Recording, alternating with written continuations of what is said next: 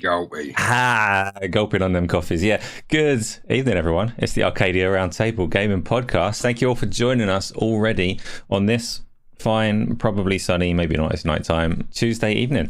It's been another week. Chris, how you been? Not too bad, thank you, sir. Went to Amy's parents at the weekend, so escaped into more Welsh countryside, no gaming and whatnot, so that was good, but did play a bit of Manor when it came out, so we can have a bit of a chat about that. Yeah, a few personal things to contend with, but there we are. Yeah, understood. We're definitely going to dig into Manor, and you're going to be our font of knowledge on it, so I hope you've managed to get a little bit of time in there, because a lot of people are interested in that one. Darge. It's mate. Carry the show to victory. Now, how you been? Yeah, I've been all right, mate.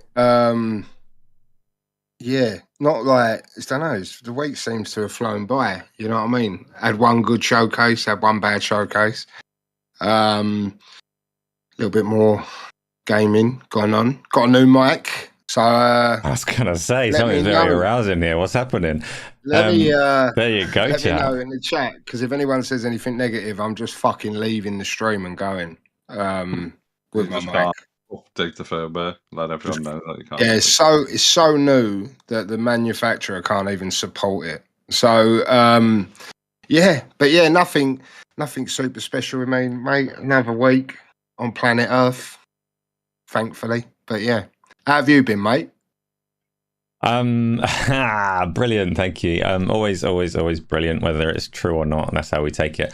Thank you everyone for coming through. This is the Arcadia Roundtable podcast on the Gaming Arcadia channel. We do talk about everything going on in the gaming space, but mostly the games that we've been playing. So let's start there. And because, Chris, your game is the thumbnail-worthy Manor title that we're going to dig into a little bit, I'm going to go to Darge first of all, so we can get through a few other little games, drill into his skull a little bit and find out what he thinks of them. Darge, you've been playing more than one thing, but what have you been playing? Oh, do you know what I said? In the community, I'm playing. I've been playing Final Fantasy VII, and that game like went from just nice coasty into like almost the Dark Souls. Like some of the boss fights like got proper fucking intense. Like for me, anyway. And they come like one after the other. But I thought, I said like I don't want to keep talking about the same thing. You know what I mean? So I want to play something else. And in the end, there was a couple of games added to Game Pass. One that's on the indie showcase of Duchess that we'll talk about in a little while. But what I ended up settling on was Zol, that Tales of Kinzera, which we gave Scott Z, one of our members, a copy of last week. Yeah, You're not playing Final Fantasy anymore. No, I am, but I just said for the best interest of the show. No, just because you know how I am. Yeah, I've got this show and the community's best interests. I thought I need to bring something fresh to the table. You know, you're coming in with what you've got.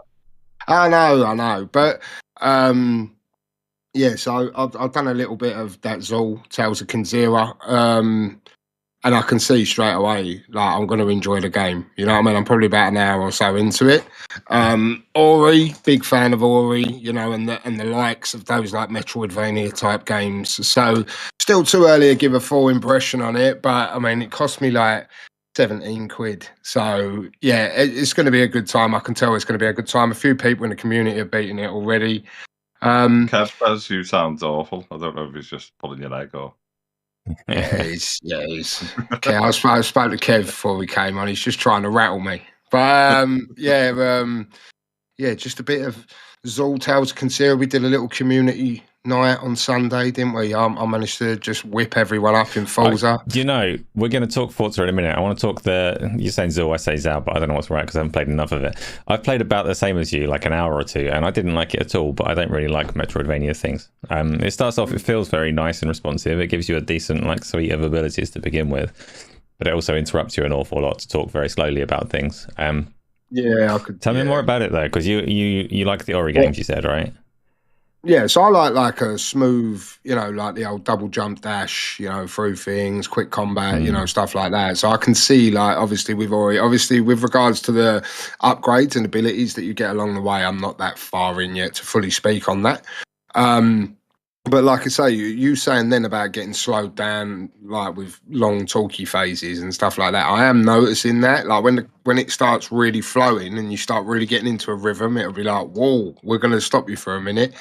Like I say, with me and value for money, I mean, I look at the game, it's cost me £18. I've done a lot worse with £18. So I you know, I'll suffer that, you know, for their first game out.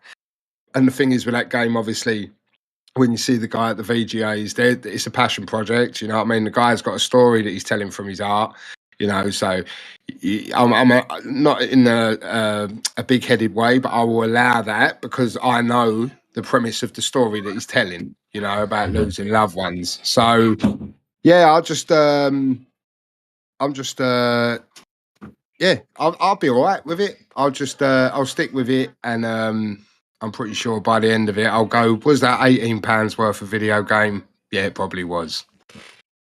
Yeah, I got on it, and I know the backstory as well, the developers, his father, and setting it all, like, covering all of that, and it meaning a lot, which meant that I wanted to like it more than I do. I wanted it to be endearing, but it's a Metroidvania, and I don't like Metroidvanias very much. Chris, are you a Metroidvania fan in general? I mean, I'm an Ori fan, but not. I wouldn't necessarily say I'm a classic Metroidvania fan. So I haven't even seen the game you're talking about on my radar or whatever. So I'd have to have a look. Oh, actually, I did see it because wasn't there a load of like Twitter stuff about it being like a black lead character or something? Yeah. So the Twitter stuff around it always being Twitter, it was because Sweet Baby were supposedly involved in some way, and it upset some people in the way that it always does. Yeah, very deep. Well, Twitter for you, isn't it? So I think, unfortunately, rather than seeing stuff about the game, I just saw stuff about, you know, a lot of nasty individuals just trying to do what they do or whatever. Yeah, society gonna society, right? Yeah, just be angry at things. Yeah, they don't have to even like understand what they're angry at, but they're angry at it. So Darge, so you specifically like Metroidvania, so there's something about the genre that you enjoy. Just like I come from that sort of 2D background, like most of us do anyway. You know what I mean? But I've always liked a sort of 2D side scroller, like a Rayman or something like that. I'm young at heart. Speak for yourself. I'm way young. I was born in the 3D era. Not true at all. Well,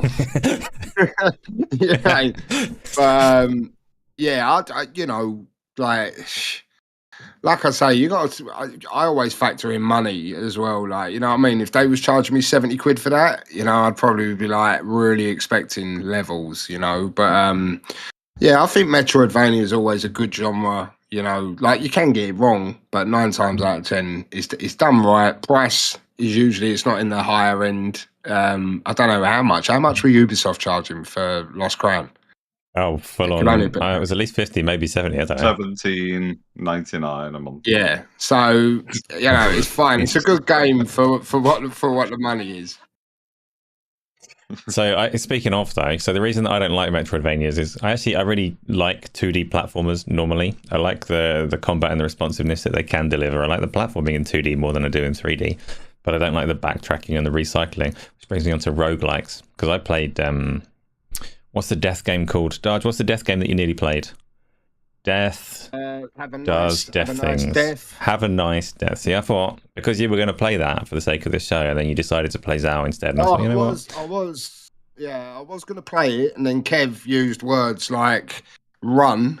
Haven't finished the run, and then I started having Hades stroke Dead Cell flashbacks, and then I was like, don't really fancy trying really hard tonight, so I thought I'll go with Zul Tales of Kenzera.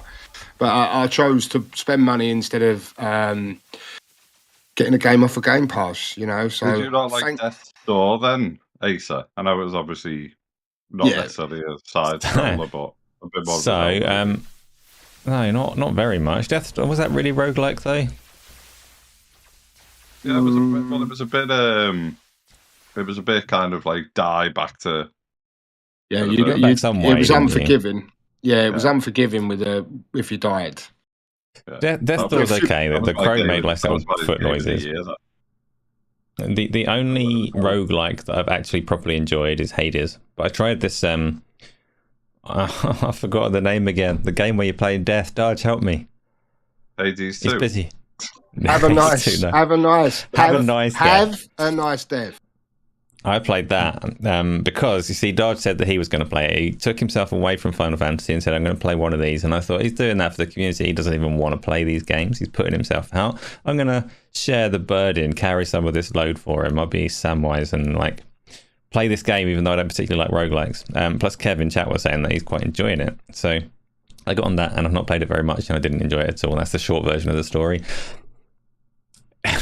I'm not a big roguelike fan, and it is very much a roguelike, and the music annoyed me, but I went into it in a terrible mood.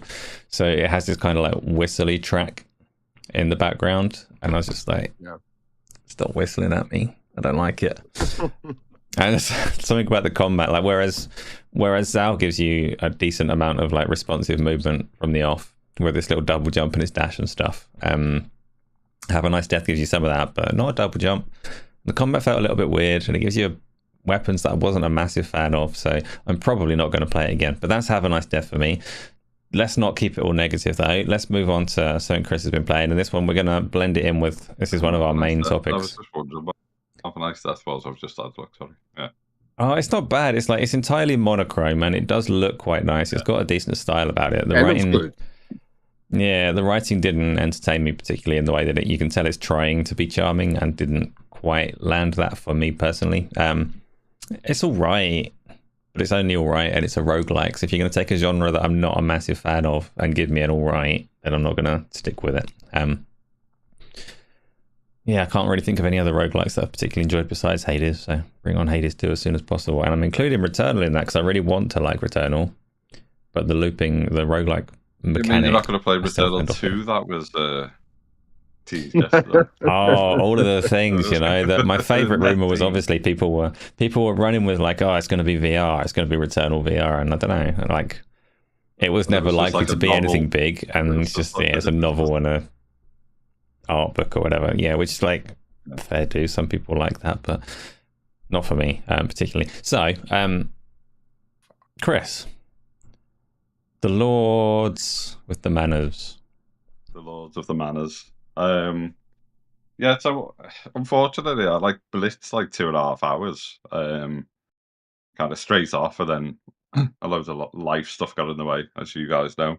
But I kind of went into like the casual mode because I didn't want any of the kind of AI attempting to kind of invade.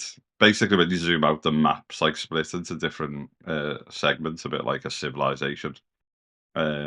And obviously, you've got This is so strange. kind of like I've got to say real quick, Chris. Everyone I know that has played this game, so this is you, Kevin, Gamsley so far that have talked about it, have all said that you've gone in and you've taken out like the bandits and the invasions and stuff. So what we're saying is that Manor Lords is a game for cowards, is it not? It's a city builder. Basically, it's like, so I know like a few people got in touch with the developer and was kind of like requested like refunds and stuff from the developers and from the publishers because it doesn't really have a tutorial, and obviously those type of games would walk you through the tutorial. So the only element is it has like tooltips that pop up when you select some of the options for the first time, and it says this is what it does. So you've got to have like a little bit of you've got to have a bit of knowledge of those type of games, and um, it's not really kind of like a Sim City, city skyline or one of those type of games where you just speed through it and you kind of like advance really quickly. So obviously, to give you some idea, if you create like a field that you can grow wheat and plow and things like that, it'll take like 280 days or something to kind of prepare the field, then grow the wheat. And even if you just accelerated the game a full pelt, I still haven't grown a wheat field in 2.5 hours. That I was playing or whatever. So it really is kind of like you need to think about layout of the village. Obviously, what I was saying this to my brother. One of the things I probably did was kind of like made too many homes. Tried to build too many kind of like foraging stations, like hunters, mines, you name it. Because what you do is you have your population, and your population will move in when you've got homes and when you've got like prosper. But obviously, you need to assign like a family to a job. So if you build a mine and you've got no population left, then nothing's happening with the mine and stuff. So you need to take people off, like hunting, to build a mine. And families who aren't assigned to a job, full time job, they'll kind of build whatever you lay the foundations for. Engine's really good. Engine's amazing. Really nice weather cycle. Winter, you go into winter, and obviously that starts to have an impact on foraging for berries and things like that. So rich areas which have got berries and stuff that you can forage will all deplete over winter. Snow kicks in. What I thought is quite nice as well is you can just jump into kind of Lord's view, and it's like third person. And you just walk around your village, so it's almost like a Unreal tech demo where you just go bing, and then you just walk around your village and see all the people doing stuff. So one of the things which I learned quite quickly is it's all about kind of like trade and stuff to like advance your village to like a small town, or and it obviously turn into a medium town, big town, and then you can start taking over other bits of land. You can hire militias. You can train adult men as like soldiers and militias of your town. But obviously that's not necessarily needed in the version that I was playing. I'm kind of getting to grips with like road layouts and all stuff like that.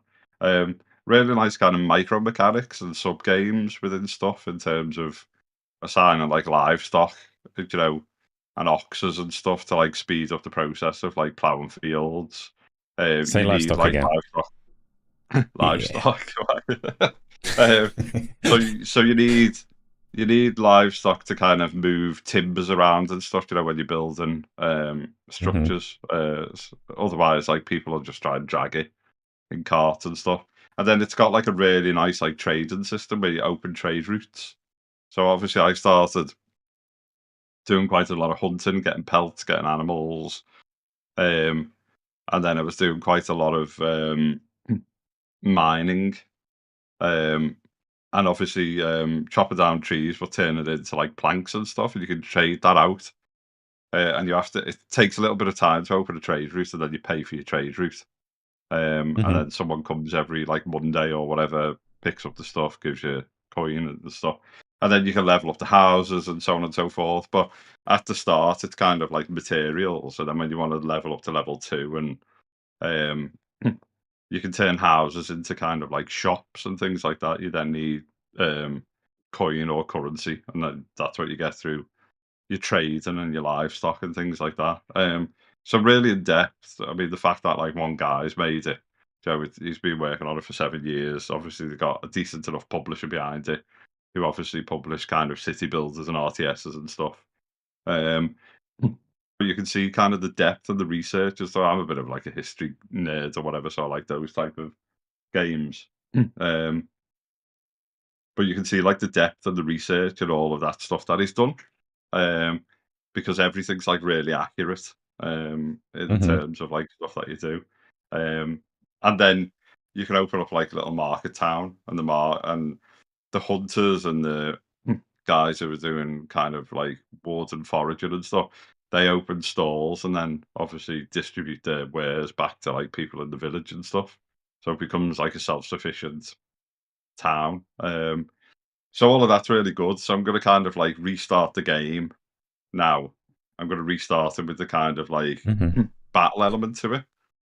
Getting brave. Because obviously I've watched quite a lot of videos and tutorial stuff on the battle element, and it's a bit kind of Total War stuff. You can lay formations, attack in certain ways and stuff like that. So just for an early access game, it's like really polished, and I know some of the reviews are a bit like, oh, it's got missing features or whatever. It's like it's clearly got like things in the menu that says coming soon.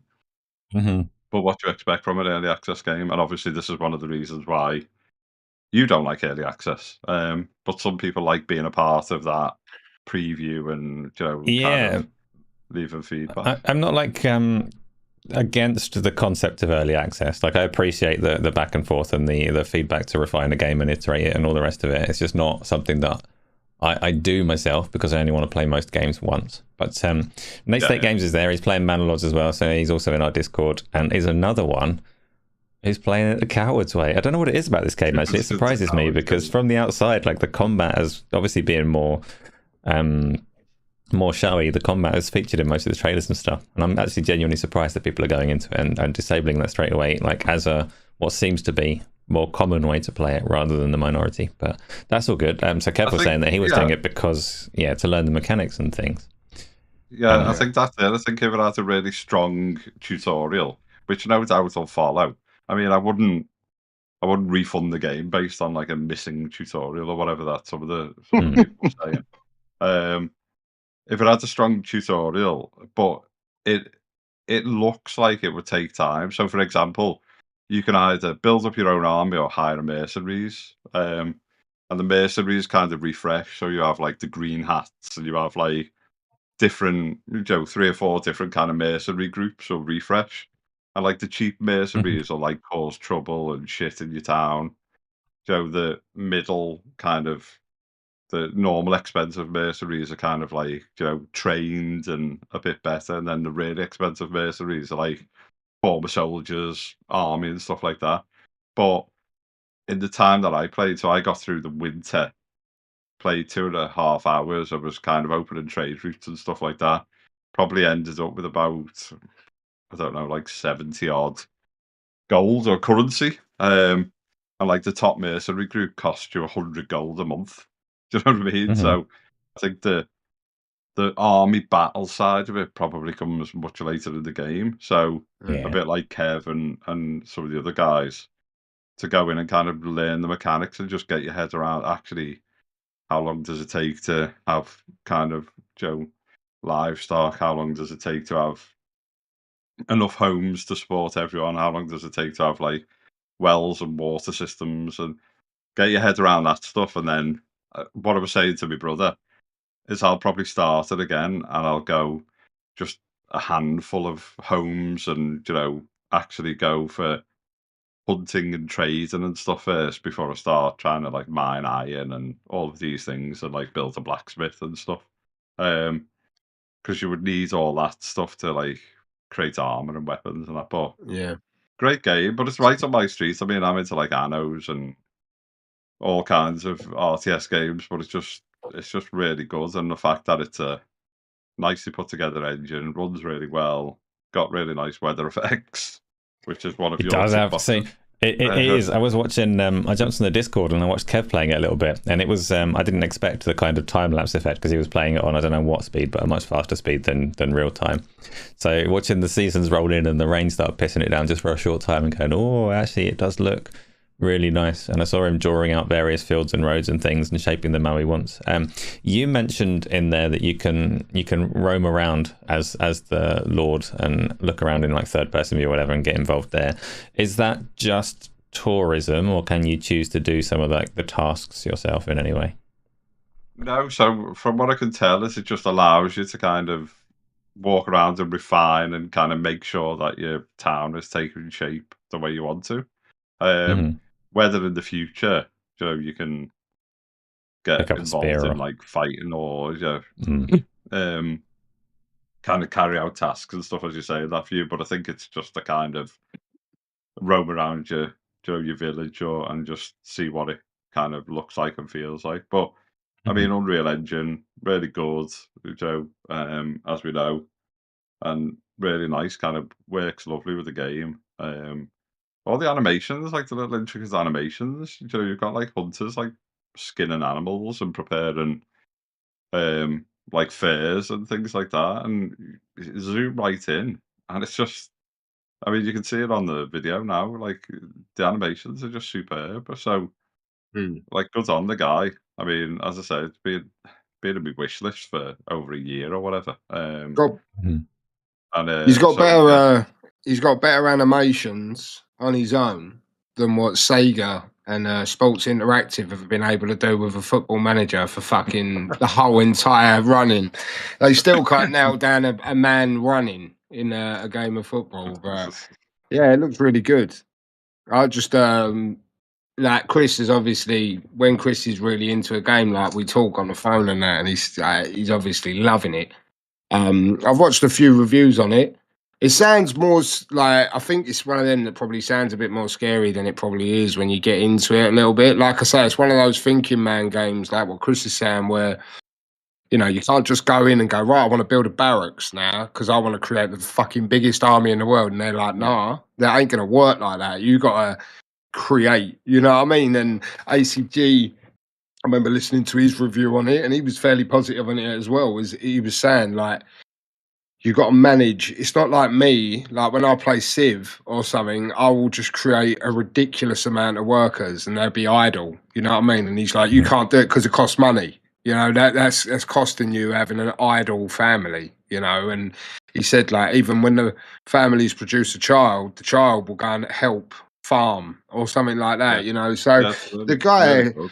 Yeah, he's thought about it. Obviously, it's got that early access thing that obviously I know, like you say, Asa, you're not a fan of. But I mean, obviously, it allows him the breathing space. Instead of bringing out a fully finished product, it would have cost him. Well, you don't know. He might have had cost him, like he might not have had the money or whatever the reason. But this has allowed him to put the game out in, I would say, like a very good looking state. Plus, he's got the Game Pass bag. Game Pass has supported him putting it on there. Yeah, it's a So now good it gives thing, him. Yeah, it gives him the breathing space now to further support the game going forward. And, like looking at it, I'm not big on these types of games, but I know Chris is.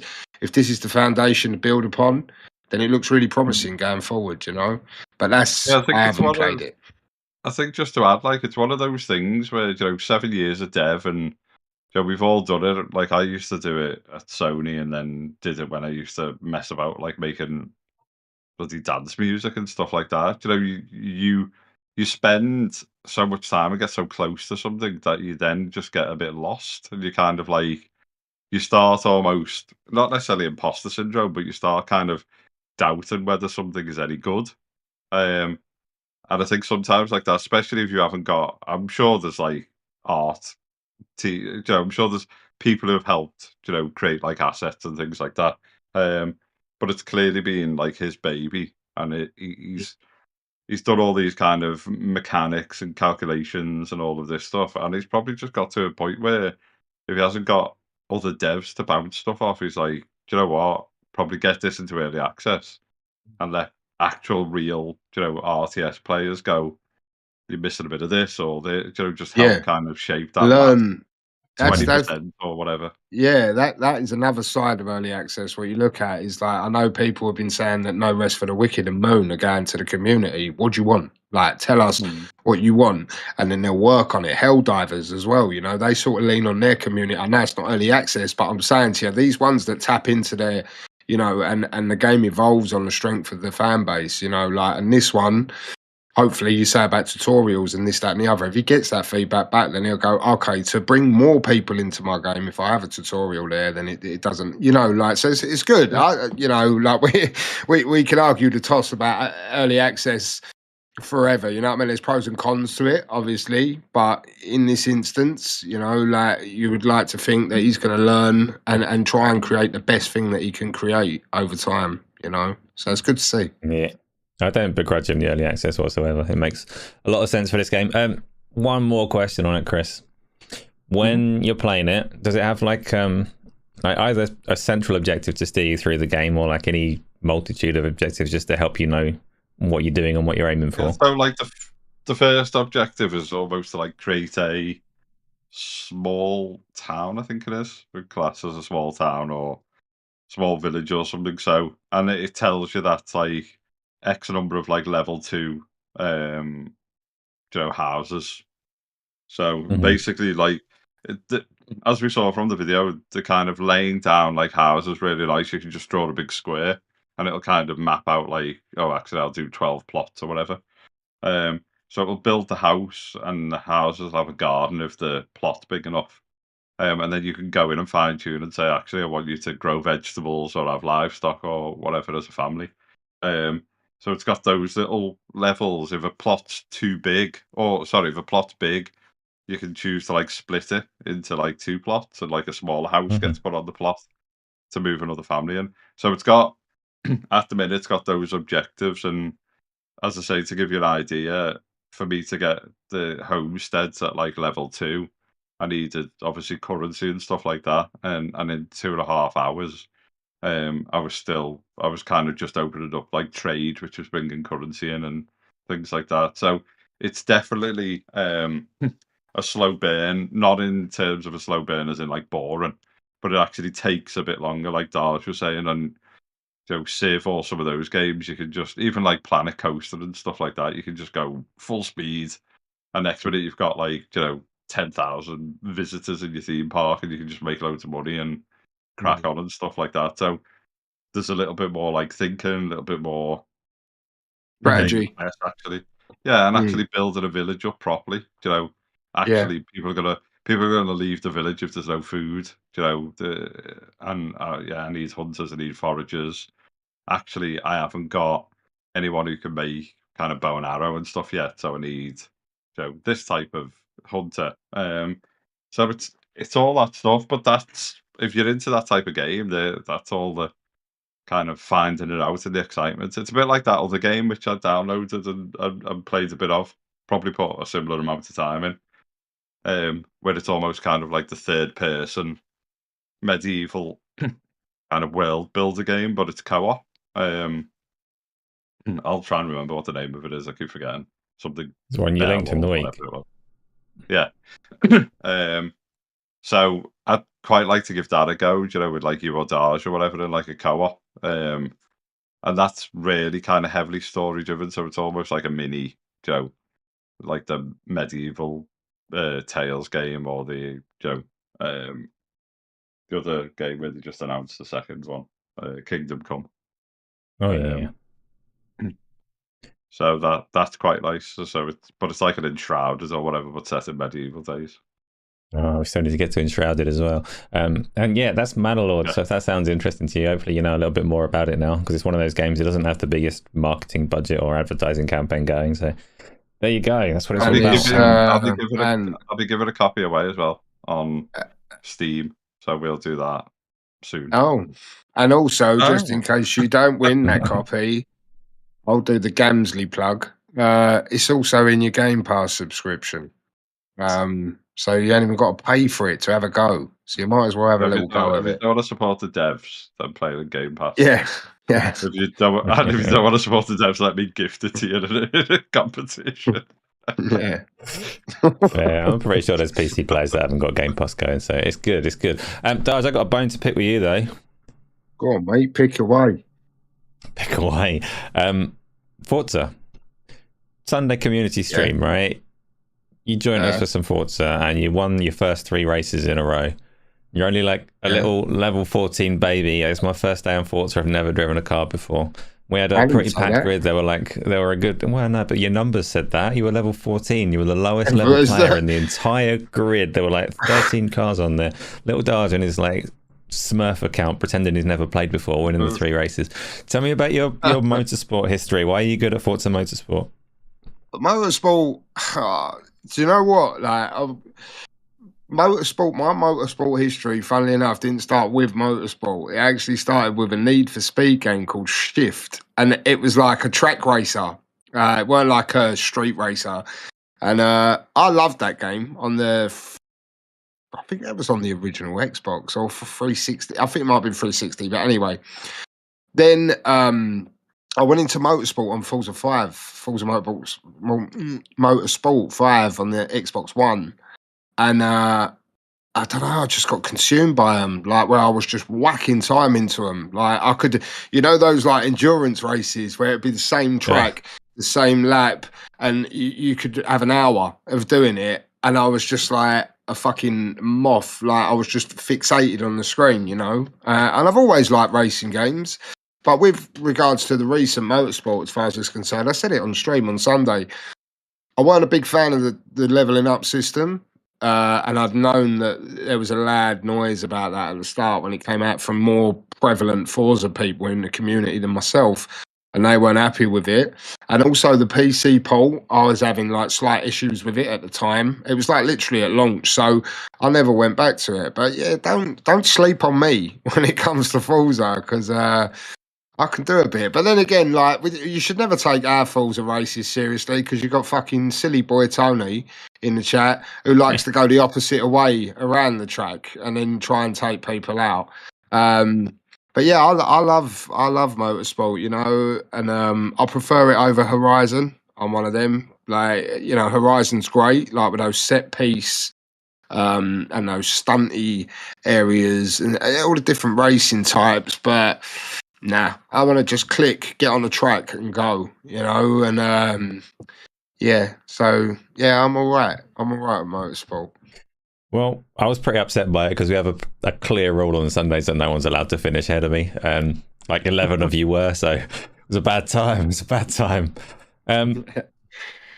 Yeah, good, and isn't then it? we played some Halo, but you escaped, didn't you? Yeah. I'm never going to get good at that game. But Halo would have been a fucking different story if I was in there. I mean, you got like Radication 13, like episode 13, yourself, all fairly competent Halo players, even Quick as well. I don't think I've played with Quicksilver, but there's a few years in there, like, and Halo was just never my shooter. I played Infinite's campaign, I played Reach's campaign, but I ain't a big Halo guy, and I played Infinite's multiplayer, and I said, like, what killed it for me was the leveling up. Like, you play Call of Duty and you play that first game as an example, you play that first game, you come out with sort of like 10 kills or whatever, you could go up 4 ranks in that first game, whereas Halo, it was like Halo Infinite, to go from rank 1 to 2, it was like you had to play about 4 or 5, like I would, because I know I'm probably going to get someone go, well, if you was good at the game, like, do you know what I mean?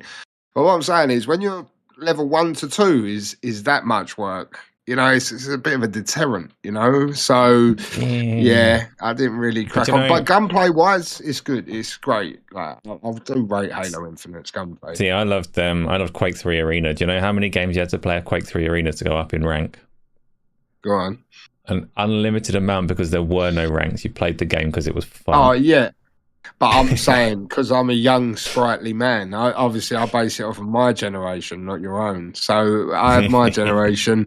We have leveling systems. No, but I do get what you're saying. But I'm saying when you're Halo Infinite and then you're competing against, and then you've got your ranking system, it requires a lot more, But I do Halo. Like I did like the grapple hook because I sort of come off the back of Doom Eternal. Like I love Doom as well, so.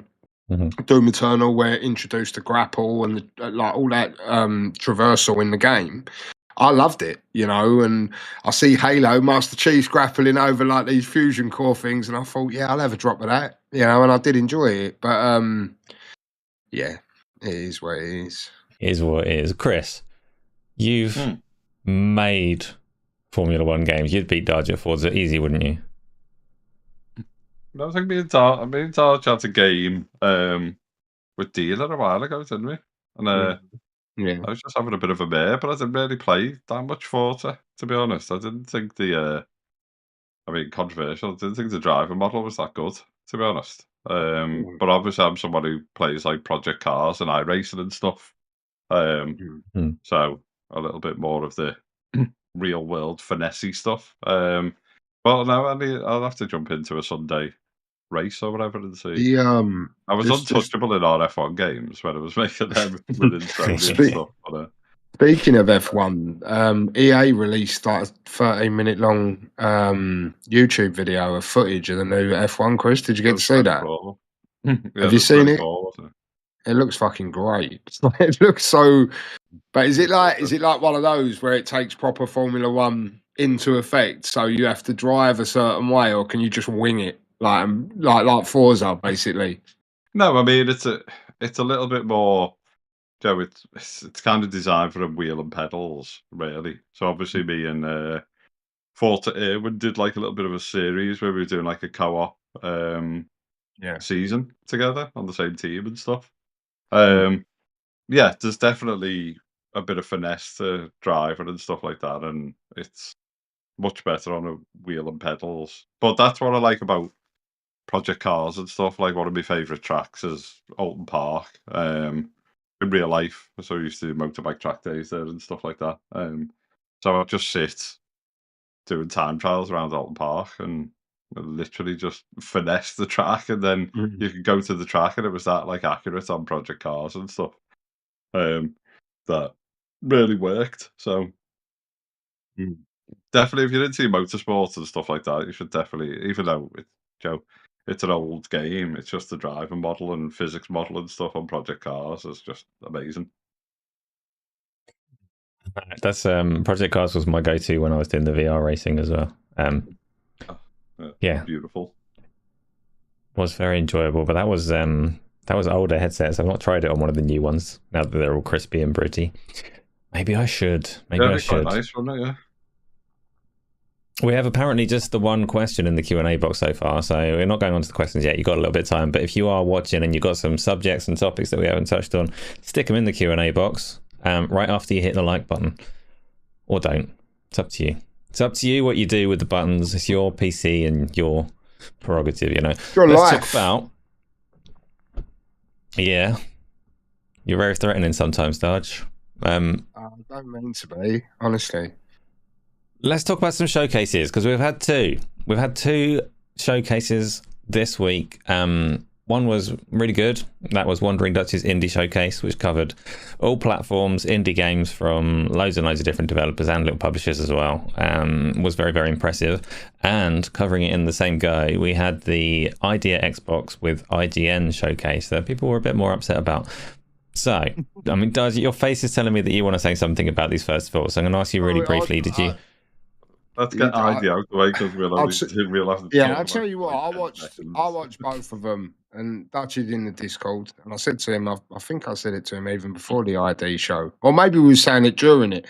But that Xbox show was fucking carnage, as far as I'm concerned. I mean, I respect Xbox. They do work with the ID initiative and the indie scene and all that. You know what I mean? But some of the games they showed, I was just like.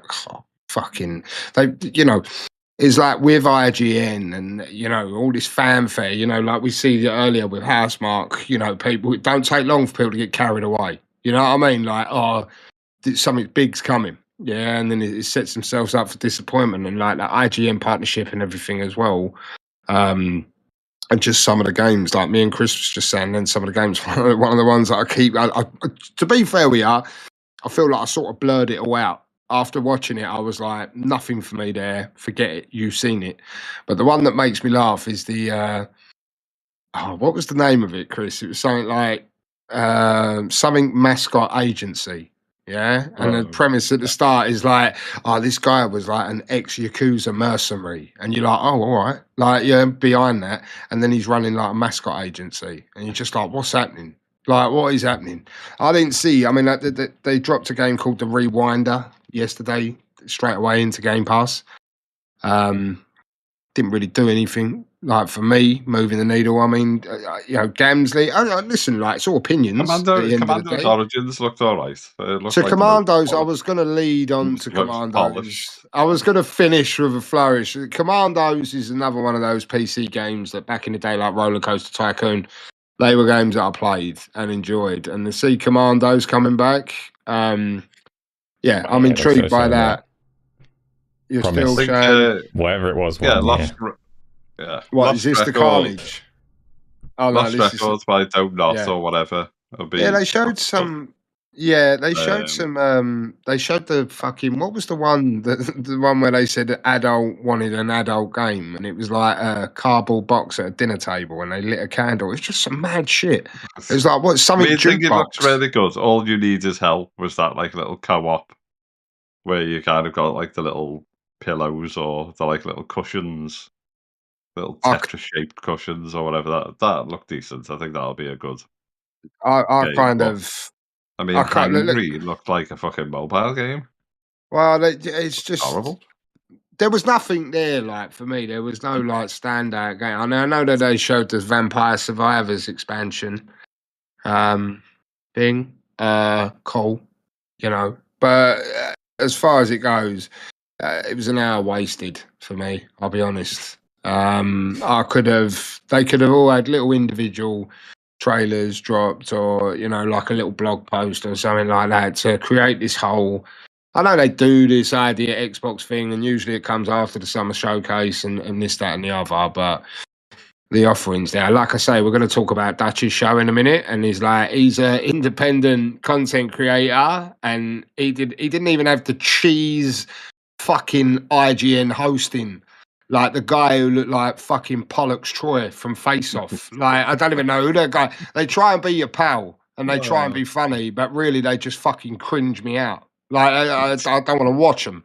And then you got your man there hosting it, the guy who was firing the Xbox shots about where are Xbox, though they ain't got no games. He's actually saying this stuff, and then all of a sudden it's like, oh, will you host this show for us? And he's like, oh, okay. Like, it's just fuck IGN anyway, you know. But yeah, dog shit. That's my review for the Xbox ID showcase. Chris, what did you pick from it? I mean, I'd say like 80% of it was dog shit, apart from the things that I mentioned. So all you need is help look good. Commando's Origins look good. I'm a big fan of Don't Not anyway, so anything they do is awesome. It's like quite a good 80s vibe on that. That's about it. I mean, that Hangry thing just looked like a PS1 game. On a really low-powered Android phone or something. I'd like to just say, just clear up. No, don't try and back out of it now. No, I'm not backing out. Well, what I want to say is Xbox having their ID showcase and it just being what it was. Like I say, Gamsley was, you know, doing Gamsley things in the Discord, you know, after the showcase, and that's fine. Like, you know what I mean? You get what you want from it. I don't want to sound like an arsehole, because I do sound like an arsehole.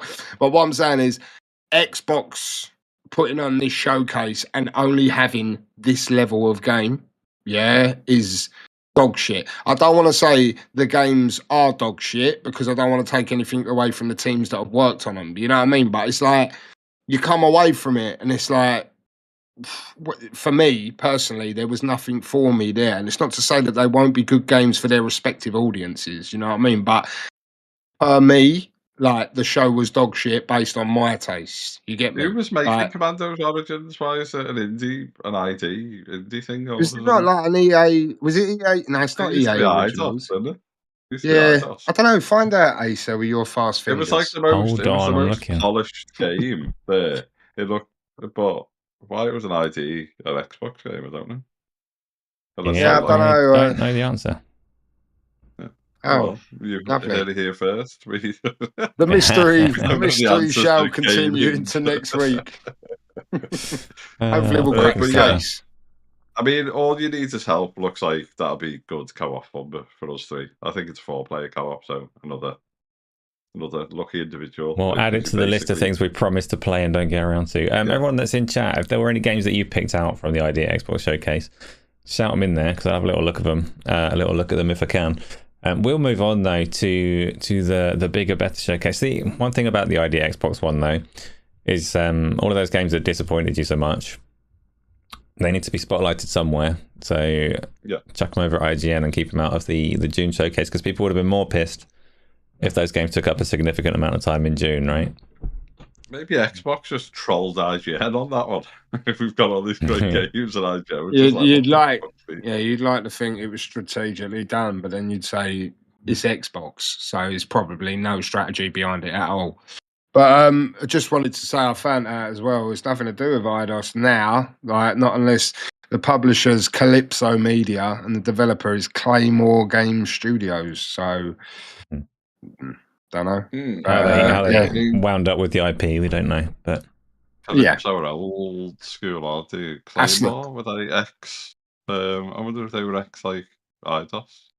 Yeah, maybe. I'm going to do the gig. Claymore Game Studio. What have I just cut in over? Oh, sorry, Dutch's show. You're going to go on to Dutch's show, right? we were. You're going to go on to Dutch's show as you were so rude and interrupting. No, you weren't rude. It's absolutely fine. But Darge, you're a fan of Dutch's show. You already mentioned that. Tell me a little bit more about it.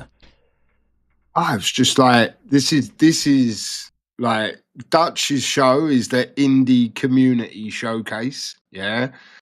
So indie, yeah, and then the Xbox One is the ID, the indie, yeah, and they're fucking chalk and cheese. Like, like, listen, it didn't have to all be like, you know, the Blight Survival, for example. Yeah, they didn't all have to be like that. But what I'm saying is, Xbox had like, you know, CD band games, whereas Dutch's showcase was more in the ABs. You get me? Like they were showing Zol. Tales of Kanzera, Blight Survival. That Blight Survival, I really like the look of that. Like that looks like a sort of Plague Tale, you know, like a Plague Tale Requiem type, you know, sort of actually that demo. Sort of It's like I said to you, though. That demo got shown over a year ago, so that wasn't that new. Yeah, well, then it'd be. The thing is, I ain't got no dates or anything. Like it was going, and then I was sort of wish listing games. So like the one going to PlayStation that's already on Steam. Oh look, I've forgotten Loretta. Yeah. That game looked good. There was quite a few games. Like there was so many that I'll probably forget. You know, it was a 2-hour show. Obviously, he had like Aaron Greenberg did a little message on there, you know, and this, that, and the other. He was up there. He was up the mountain. I've heard he's a fan of being up the mountain. But Loretta's the one that's coming to PlayStation.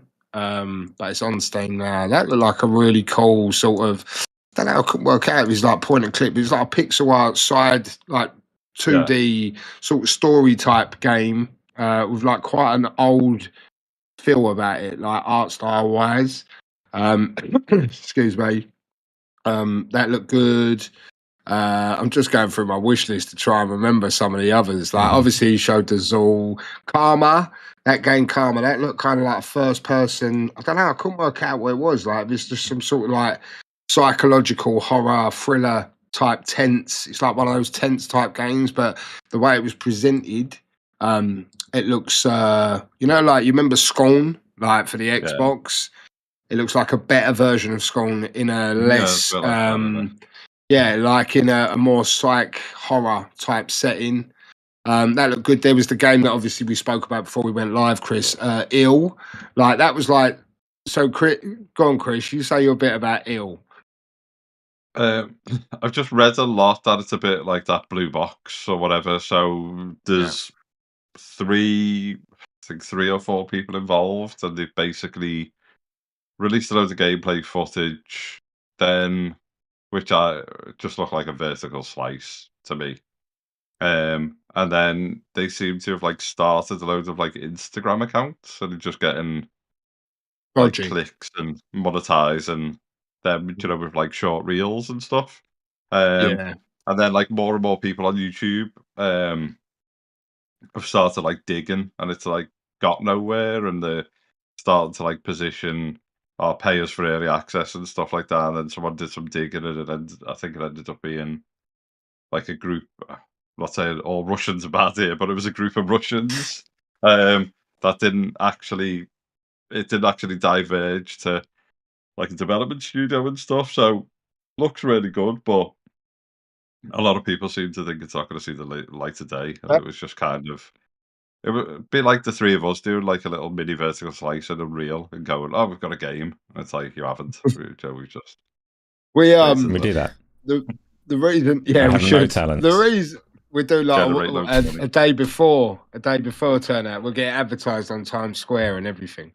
But with regards to that Ill, hearing that after with Chris, because the reason that come about in our conversation before show was me saying, "Oh my god, that game, like that shot we was talking about in the Discord, that shot on the second scene where it was like in a hospital corridor, that was so realistic looking." It was like you could almost like that body cam footage. You know what I mean? Like it was sort of like that.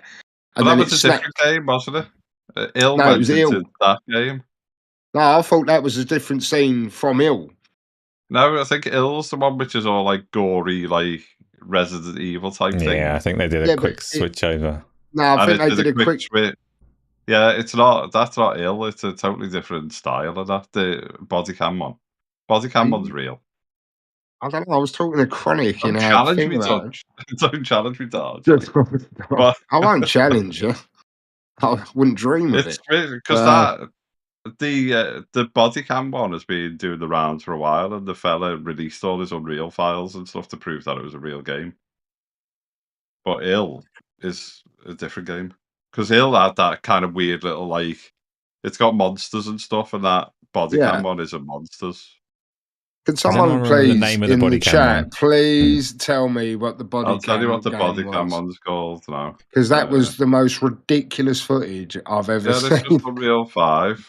There is an actual game called Body Cam, which uses the same... Like you say, it must have just transitioned across to another, and I thought it was the same trailer in a different setting. Yeah, it'll still look... there's a body cam game, and then there's the original one where the guy released all the Unreal 5 files and stuff, or like dev videos, because people didn't believe that it was real. Yeah. So body cam is a different game, and then the other one... I hate the body cam angle footage stuff, and I don't understand the trailers. Yeah. It must just be easy on Unreal 5, so everyone's doing, because there's a horror game just come out, which is like a body cam thing. Yeah. They're like go on, Darge. No, go on, mate. Carry on body camming. Just there's two elements of it that I don't like. One of them is that like the lens distortion is it's obviously realistic to what a body cam will give you, but that's not a desirable trait. That's a limitation of a body cam. It's like when you have chromatic aberration in a game and things like that that they do to capture what a real lens does, but these aren't desirable attributes to me. Film grain, like I know that that's what you get if you're doing it on 24mm reel or whatever, but it's not desirable. Turn it off. It's not what I want to see. Body cam is like the ultimate extension of that, where it's like, this is quite unpleasant footage. It looks very much like real footage would from a body cam, which is quite unpleasant. And then the trailers obviously do this, like they're really highly curated and scripted, and I can't tell if when you play the game it's going to be just as curated and scripted in terms of like the style of camera movement and the position in the way that it tries to capture. Like this is really, you're holding a gun and it's waving all over the place, and it doesn't look like something that translates into a real game. But Yeah. The other one was called Unrecord. Was the original Unreal 5 bodycam game? It was called Unrecord. Yeah. Okay. And then, but whatever's in the showcase, I'll have to go through the showcase. Yeah. Again, but it'll switch to another game straight after. I'll rewatch it after the show because I will have to find out because that was crazy looking. I'll tell you what it's called now. I'm just gonna look at the. But the another thing that they showed at that showcase was that Still Wakes the Deep, isn't it? That's another Game Pass game, right? You know, the one on the oil rig, sort of spooky game. That was another one that looks good. I mean, you know, when you look at the Fragment was the corridor Lost one. Fragment. Thank you. Still Wakes the Deep. I'll come back to Lost Fragments in a minute. But yeah, still wakes the deep. You know, I'll be intrigued to see how that one comes when it comes because I think you know, with those types of games like Still Wakes the Deep or any of these, you know, these sort of psychological ones, like the audio and the setting is just so important. Do you know what I mean? If you get that right, you know, like you keep people on their toes and tense. You know, it can play out really well. So Still Wakes the Deep is another one that I'm looking forward to getting my hands on. And like at the start when I bought it up and then said about coming onto it later, that Uden Chronicle, 100 Heroes in it. Yeah. I know like Gamsley on the Xbox shows, like Mr. Xbox, you know, he's doing the Lord's work for Phil Spencer lately. But the Uden Chronicle, obviously where I'm playing Final Fantasy VII, and I remember like the old original and the turn-based, you know, you know, I know you still get a little element of it now, but that Uden Chronicle trailer came up, and it was like a nostalgic feel, you know what I mean? And I was like, I was going to check this game, and then I see like Uden Chronicle come up, and like if you'd have shown me Uden Chronicle, just a title, and gone like, oh, you gonna play this? I go, no, like I don't even know what it is, you know what I mean, and bat it away. And once I'd actually seen it at the showcase, I was like, oh, okay. And then when I looked it up, lo and behold, it just gone into Game Pass. So I was like, oh, okay, so I'm going to check that out as well. That was another one that sort of like ticked. I mean, I think Gamsley said it's probably not a Darge game. But it's funny how he knows me so well after only a few months. But he's probably right, though. But yeah, I'll definitely check that out as well. Maybe. I didn't think you would stick with watching Dragon Ball the whole time, so you're full of surprises, Darge. Maybe you're going to love it. Dragon Ball's going off at the minute. I'm fucking... Give it... By the end of me finishing Dragon Ball, I'll be sitting here in a full fucking gi with a Goku wig on and... yeah, I'll be up to no good. Episode 13 is asking for a trailer for Fragment. Does anyone remember what game that is? Gonna find Lost Fragment, isn't it? The bodycam thing. Oh, that's Lost Fragment. Sorry. Yeah. That makes more sense. Yeah, it looks incredible, but it just seems like it's quite easy. Well, not easy, but it seems like there's something within Unreal 5 which allows the ugly bodycam, as they sort of thought. It's the absurdly real lighting that makes it, right? Yeah. It looks fucking ridiculous. Like it was look good. I remember the ill one as well now. It sort of give me like Evil Within-y type vibes, you know, like where the guy's like in the boiler room, isn't it? And he's like sort of going up the side of the pipeline, and you see like these little legs pull away, and I'm like, oh, you know, Darge, you don't like a scary game, you know. Can you imagine if this is real though, and it actually takes you 20 minutes to walk down the corridor? Like what the Lost Fragment? The one that's playing now, it's like you couldn't play an actual game at that pace. It's not real. I don't know. I mean, the other one, if you can pull that up, Asa is Unrecord. That was like the original person or the original dev that made like a body cam, because everyone challenged them saying that it wasn't real, but it was. He, as I say, released a load of dev videos of his Unreal environments and stuff because people were challenging him. That looks fucking crazy. The big thing about it is the fact that the gun's the gun's loose. So, like when a few people have played on record and that on a preview, the gun moves independently, which makes it look realistic. I mean, this on record, like loads of people just thought this was bollocks. Mhm. And then he released all his footage. Yes. But there must be, a really good way of kind of making it in Unreal 5 now. They must have this kind of like The plug-in thing like for it or body something. cam plugin. Mm. Mhm. Yeah. Yeah, there's some good ones. I mean, there's that other what's that fucking game I see on Steam, and that looked a bit body cammy as well, with the huge like anaconda type snake, and you've got like a sort of Alien Isolation-y type, like you've got to It's like in a avoid. forest. Yeah, it's in a forest, and you gotta avoid it. But it looked really good, and I mean, it's called Digested, that game. But Well, yeah, there's another demo, isn't there? That I think the Rad Brad played through, and it was kind of like a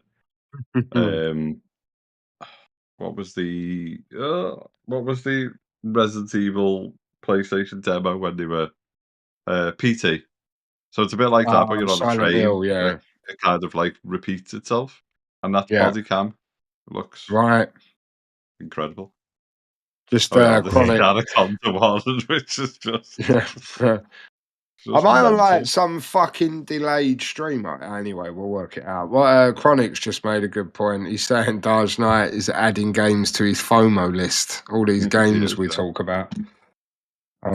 Yeah. Speaking of your FOMO list, though, so like, do you actually play horror games? Do you know what? Resident Evils, I play them. I'll probably play Silent Hill 2 when it comes out. The Evil Within, I had a bug save, like a save bug save. I had a save bug. And it wouldn't let me progress in the story, and lo and behold, Darge dropped that and never went back to it. And but I do enjoy them, but I enjoy them in the comfort of my own home with nobody around. But Resident Evil 8, I always Wrapped say, up in like, your if I SpongeBob stream, yeah, it's not here. Oh, it is. If I streamed a game, a scary game, I reckon it'd go viral, because I am such a fucking wuss, like, for jumping. That's why I probably don't do VR, like, because I probably know deep down that immersion So is probably scary, too much for me. Like, I'm that guy who will like jump through the living room window or something. You know what I mean? So, Hey, so did you play that Exorcist VR experience thing where you're in like the No, church and it's all going not mental? yet.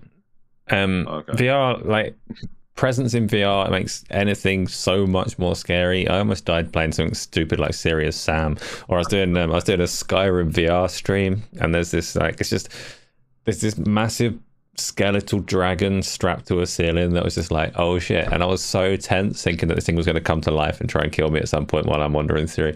And I watched it back on the stream afterwards in the pancake view, and it's the most pathetic thing. Like, it's not remotely scary to play it on a normal screen, but it's so intimidating, like the scale of it when you're walking underneath it in VR. Different, yeah. Horror games in VR. yeah, If you're brave enough for them, and you're braver than I am. Yeah, I remember Resident Evil 7, like, when I beat that, and I like the first person Resident Evil games. I think they've done a good job with them too. But I remember the PSVR, and obviously I'm a West Ham fan, and they had some of the team playing the game in the. I'm a West Ham Dagenham fan.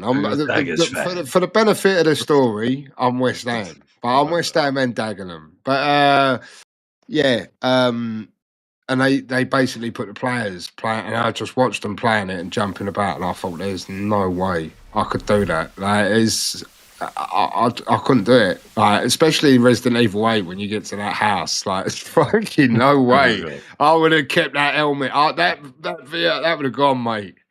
That would have gone. I lied, by the way. I'm None not of you are scared braver of than height. me. I'm not scared of height, but that thingy plank game or whatever, freaked my brain out. Was it a height game?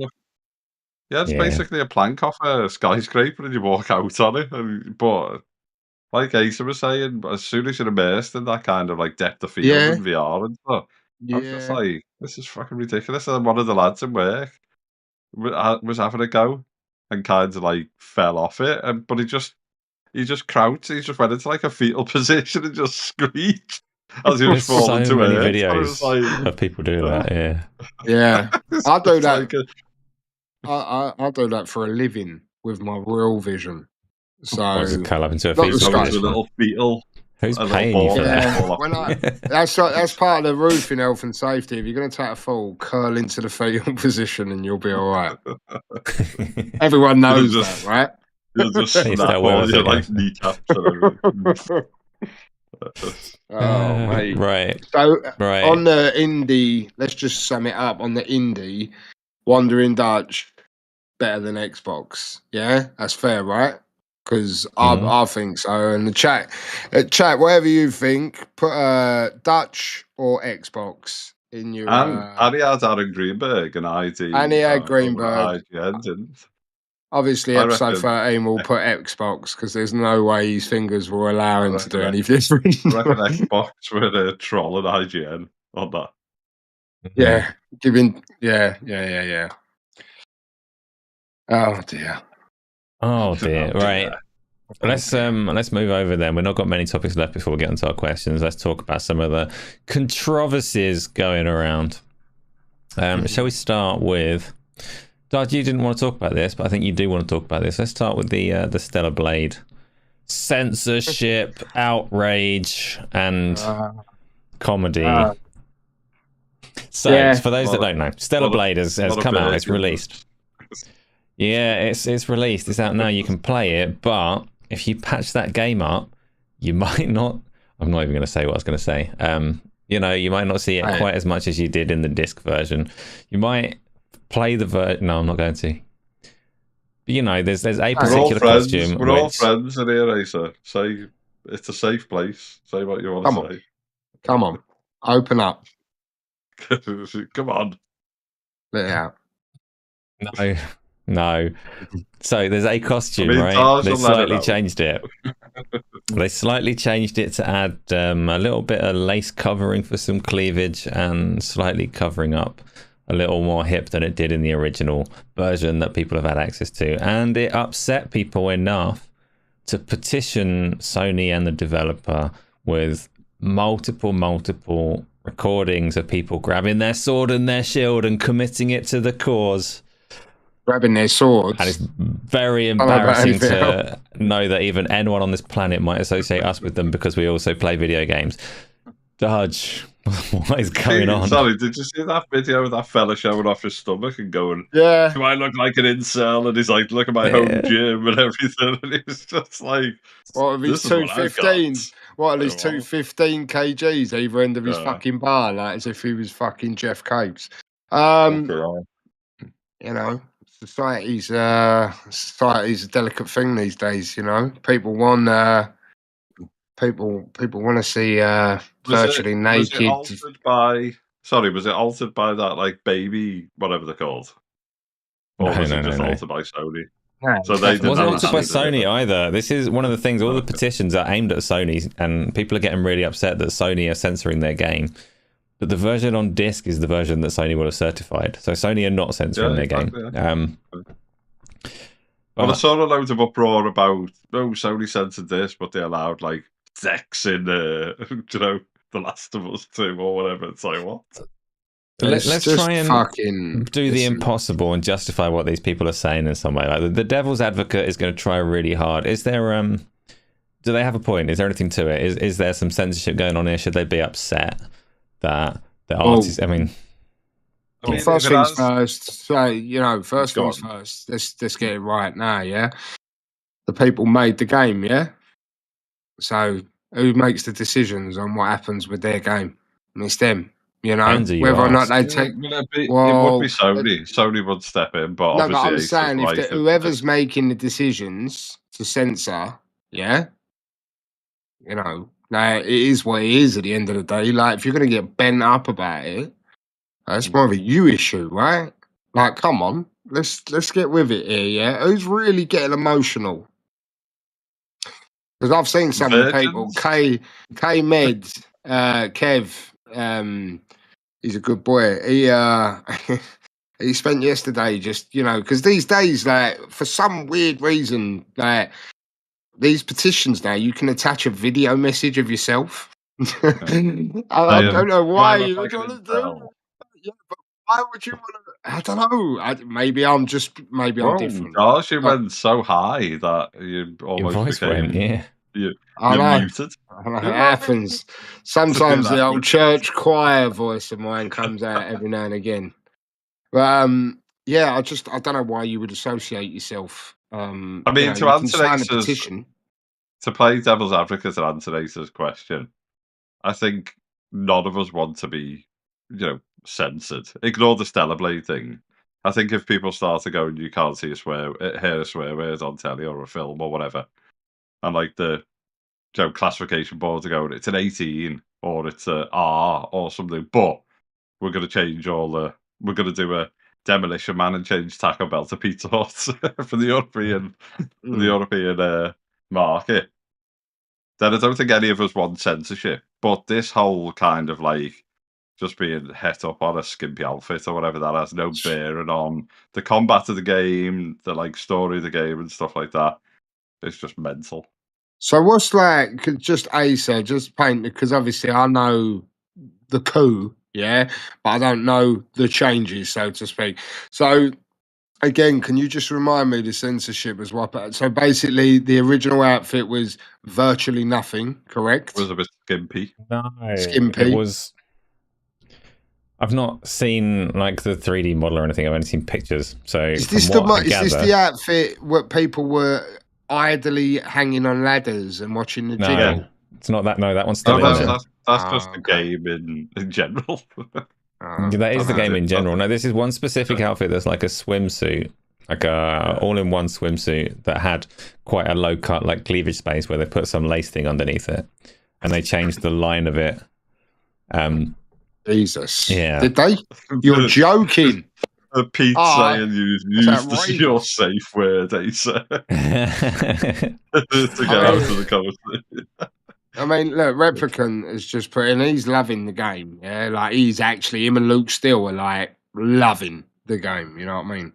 And Replicant's just put there in our chat. A lot of nonsense. There is a bikini outfit in it, no censorship. At the end of the day, I think we all know the apple, or we all know the code. We all know what's happening. Yeah. The people outraged by it.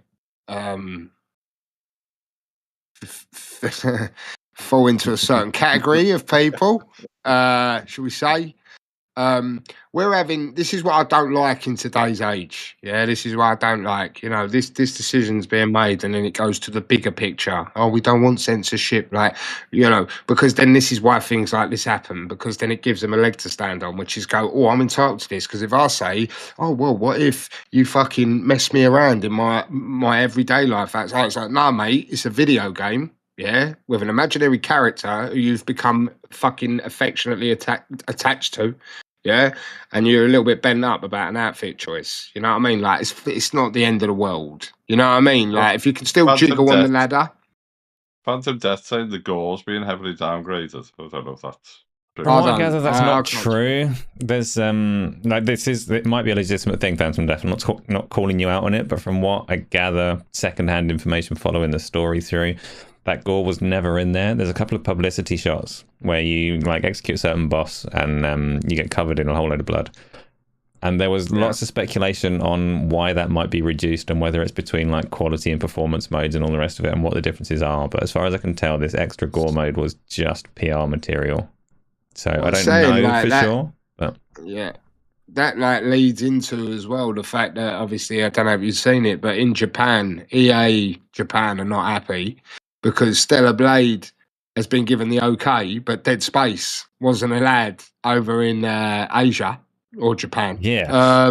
So you mentioned that last week, and I forgot to bring it up because this was prior to playing it, and I was surprised at the time because like Dead Space and Stellar Blade have very different atmospheres and vibes. So when I first heard this response, I was like, well, yeah, that like you. Not really making much of a point there because Stellar Blade is not, despite having some blood and stuff, going to be much like Dead Space. But then I played the little demo, and I kind of understood why they were a little bit upset because there is quite a like there's an arm removed, and it is fairly like there's the bone and the tissue and all the rest of it. Like, it goes fairly graphic with it. So if it was quite a specific, like taking the atmosphere out of it, which the censorship board should be quite by the book, this is okay and this is not, then I was like, well, actually, you probably have got a case there. Mortal Kombat, snap and spat. But with regards to as well, with regards to Dead Space and the atmosphere and the theme and the setting, you know, like, it's not as if Japan haven't created loads of horror films. You know what I mean? It's not as if they're, you know, blinkered to that sort of thing. You know, it's a bit crazy. You know, I do understand EA, because I think Dead Space Remake's fucking beautiful. I love it. But like I say, without playing... normally the biggest culprit in it. You could have no, like, gore and shit in Australia. Yeah. I don't really know the full ins and outs, but like I say, because we're discussing this, I remember the EA Japan weren't happy over the Dead Space thing. So, I mean, Phantom Death saying that gore's been taken out of it. I mean, if you've played a bit of it and Japan have let it out, but they wouldn't let Dead Space, then, you know, it must be half decent. Do you know what I mean? Mm-hmm. Thanks, Connor. Yeah. Thanks, Connor, for telling me I sound smooth. Sorry, I just wanted to feedback there to Con. You obviously Lots of didn't people hear have been before giving when you you that got all feedback, high-pitched and your voice disappeared. Huh? I said you obviously didn't listen before when your voice went all high-pitched. Why have you muted yourself? Why have you always got to attack me? He's in a little spiteful mood, because this is going to hurt Darge's feelings. Everyone hurts me. Everyone hurts me. It's all right, though. Sensitive lad. It's all right. I'll just... it's all right. Go on. Sorry. Yeah, we'll see. And that's on an unfirmware updated microphone that it's got as well. I know. There's no software. Wait until next week. I'll be sounding like a fucking puma. Purring. Puma. Okay, we're going to have a purring Darge next week, so make sure you do come back for it. It's Phantom Death. You haven't played the game. You're playing Devil's Advocate. Yeah, I think there's a fair amount of misinformation from people jumping to conclusions, and I'm not accusing you of that, but I think there's a fair amount of that going around on social media. And like I say, the people that are attacking Sony for it are just off the mark. Yeah, go on. Yeah. No, I was just going to say, I looked at the Forbes article, and you were right. There was basically like a swimsuit which was cut down to like here, and then they put like, what are you doing? That's about right. I mean, I did research while we were on the show. Incognito browsing, Chris. Sorry, go on. and then I mean, for Forbes to pick it up as this like, you know, censorship like debacle, it's just ridiculous. But no, you were right. Yeah. It was a low-cut top, and they've covered it with like a t-shirt underneath. And doesn't Forbes take and much every other Forbes and every other news outlet have picked it up. Doesn't take much these days, though, to trigger a certain group of people these days. You know what I mean? Like, there's always someone who's got the ump about something. You know. Yeah. Very unhappy people, aren't we? Yeah, some unhappy people and some grifters taking advantage of those unhappy people and turning them against their salvation game. You know, but. I mean, let's call it now. How long will it be before there's a class action lawsuit by some US law firm or whatever? If I can gather enough people, we'll sue Sony and whoever for censoring our product. Probably, yeah. I mean, the weird thing is, like, in the Forbes article, it talks about like hundreds of people like refunding the game because of it. It's like, what? Yeah. I don't think people will still be refunding it just because of an outfit change. I can guarantee you, most of the people who I see leaving video testimonials on the petition, I can guarantee you they're still playing that game now, hanging off of a ladder somewhere, and just watching. I could probably bet my life on that. But anyway, should we move on to... free content out there, isn't there? There's free content out there where they don't have to worry about censorship. But Yeah, right. You know? Yeah. Oh, the stuff I've seen on Steam, my goodness. I'm gonna go on the petition and just do a fake video like, look, guys, there's foot porn on Steam. Stop complaining to Sony. I'm gonna refund Manor Lords because it's taken too long for me to get a horse. Yeah. It's a censored horse.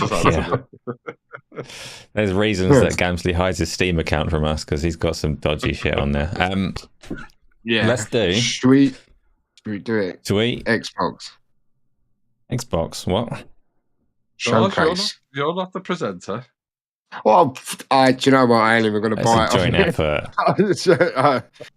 I nearly was just bit winding him up. hard. He nearly bit. He was like that snake in that Digested. Nearly little nibs. Have a bite, Darge. When is the Xbox showcase? It's just been announced. June 9th, I 9th got it June. tattooed across my chest because I'm so What hyped. information has been redacted from the announcement? And Call of Big Duty. Phil. Big Phil was flexing as well because COD's going to be there. He was been waiting for that since his battle with the CMA. He's like, oh, I can announce COD now. Although I was more excited. I was more excited than it. I thought it was the Division, a new Division game. Did. Oh yeah, I know. Yeah. Bless you. Oh. Yeah, that's COD, mate. There's a topic for like 10 minutes before people were like, yeah, it's Call of Duty. Yeah, it's So the announcement was that the Xbox showcase is coming. Their main one, their E3 equivalent. E3 is obviously dead and buried now, but this is the equivalent Xbox showcase that they would do alongside it usually. So the big one with all of their blockbuster games coming for a showing, and they have immediately after it a redacted direct. Last time it was, I think they had a Starfield one before that came out, where they do a deep dive into one particular game that they want to show off a bit more outside of the showcase. The icon for it was like 3 wolves' heads on a shield, very esports looking. The background had the White House in it, and to all intents and purposes, we now know that it is just going to be a Call of Duty deep dive after the show. Was it Capitol Hill to be played? I don't know because I didn't look very closely at those different places. Yeah, it was some American important building, wasn't it? American political center of some kind. Yes. So that's what's coming. Chris, what is it? Tell me what's coming at the Xbox showcase. Are we looking for big surprises or things that we already know about? No idea. I presume are we going to see indie? Are we going to see more? Are we going to see proper Avowed gameplay? Are we going to see anything about Project Dark? Yeah. Excuse me. Obviously the coalition, not the coalition, whatever. The studio that got created. The studio that got created, everyone was like, "This is going to be Xbox's Insomniac." The initiative. Oh, the initiative. Because of that, yeah. It's been a long week already. But yeah, so that stuff's on. I'm gonna scarp a sec because my dad's just calling me, so I'll let you cab. Yeah, go on, mate. Go on. Crack on. I'll be a little bit less diplomatic than Chris about it. I expect, and I will see it. I'm not going to go, I expect the obvious. Obviously, Indiana Jones gameplay, Avowed gameplay segments.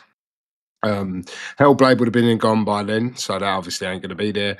Towerborn, maybe that gets not shadow drop, so to speak, as in we know about it. Excuse me, but maybe they launched that along with the showcase, and then we get into Surpriseville, don't we? Obviously, we've heard apparently Todd has been talking up the Starfield, whatever the fuck it's called, Shattered Space. Shattered Space, he's been talking about that, so obviously that'll be there as well. And then this is obviously what I've spoken on for a little while about Xbox. Obviously, I understand why they announced things as early as they did in the past, but now now's the time to not show things too far out. You know, like Fable allegedly is 2025. I don't know. What limit time-wise? Yeah.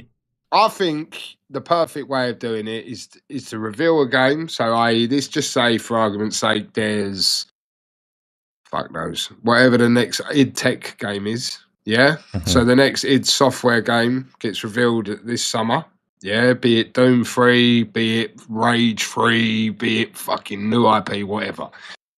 And it gets revealed, and the next year or so, you know, and now, like, when you announce a game, like, it could already be 18 months or more in development, yeah?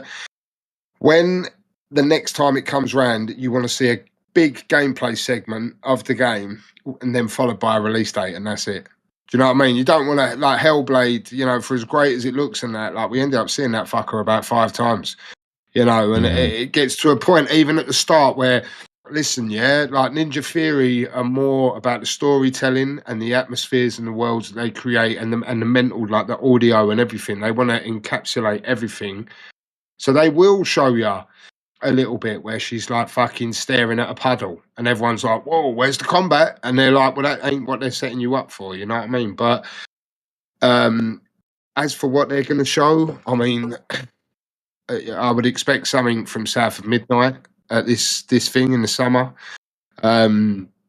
State of Decay 2, State of Decay 3. I'd like to see something with State of Decay 3 or whatever. Problem is State of Decay 3. It's being built on Unreal, and apparently the scope was much larger. So they were acquired, and they could build out the game that they wanted to build. Now, State of Decay 2 was 2018. Was a guess. Was it 2018? I think 2017 or something like that. So they've got to be getting thereabouts, you know. And then Perfect Dark, fuck knows what's happening with that. But I mean, this is like I've spoken about it on stuff before. Like me and Dutch was talking the other day about me watching along with a summer showcase of Xbox like 2-3 years ago or whatever it was on his channel, and I said, like, if they get the pipeline right, Xbox, they're gonna bolt the talent. Now they have to make sure that the pipeline's right and the games are right. Yeah, and then they'll be in a great position going forward, you know. But they, you know, if anyone's gonna go on, no, carry on. I was just gonna say, if there's anyone that can trip over their own feet, it's Xbox. They can have everything and fuck it. So we'll wait and see how the management get on with that. So they obviously they've got a litany of games that they announced too early. I don't think many people would disagree that we didn't need to see State of Decay 20 years before it came out, Perfect Dark 100 years before it came out, all of that kind of stuff. But Chris, what's like if you've got a big game and you've got a solid pipeline, you've not got any massive gaps in your catalog, which Xbox shouldn't really have going forwards, what's like the ideal way to tease information and reveal a game ahead of its release, time frame wise? I think, you know, Rockstar always have it to a tease out with GTA. They always start to kind of like filter. So we're expecting GTA, what potentially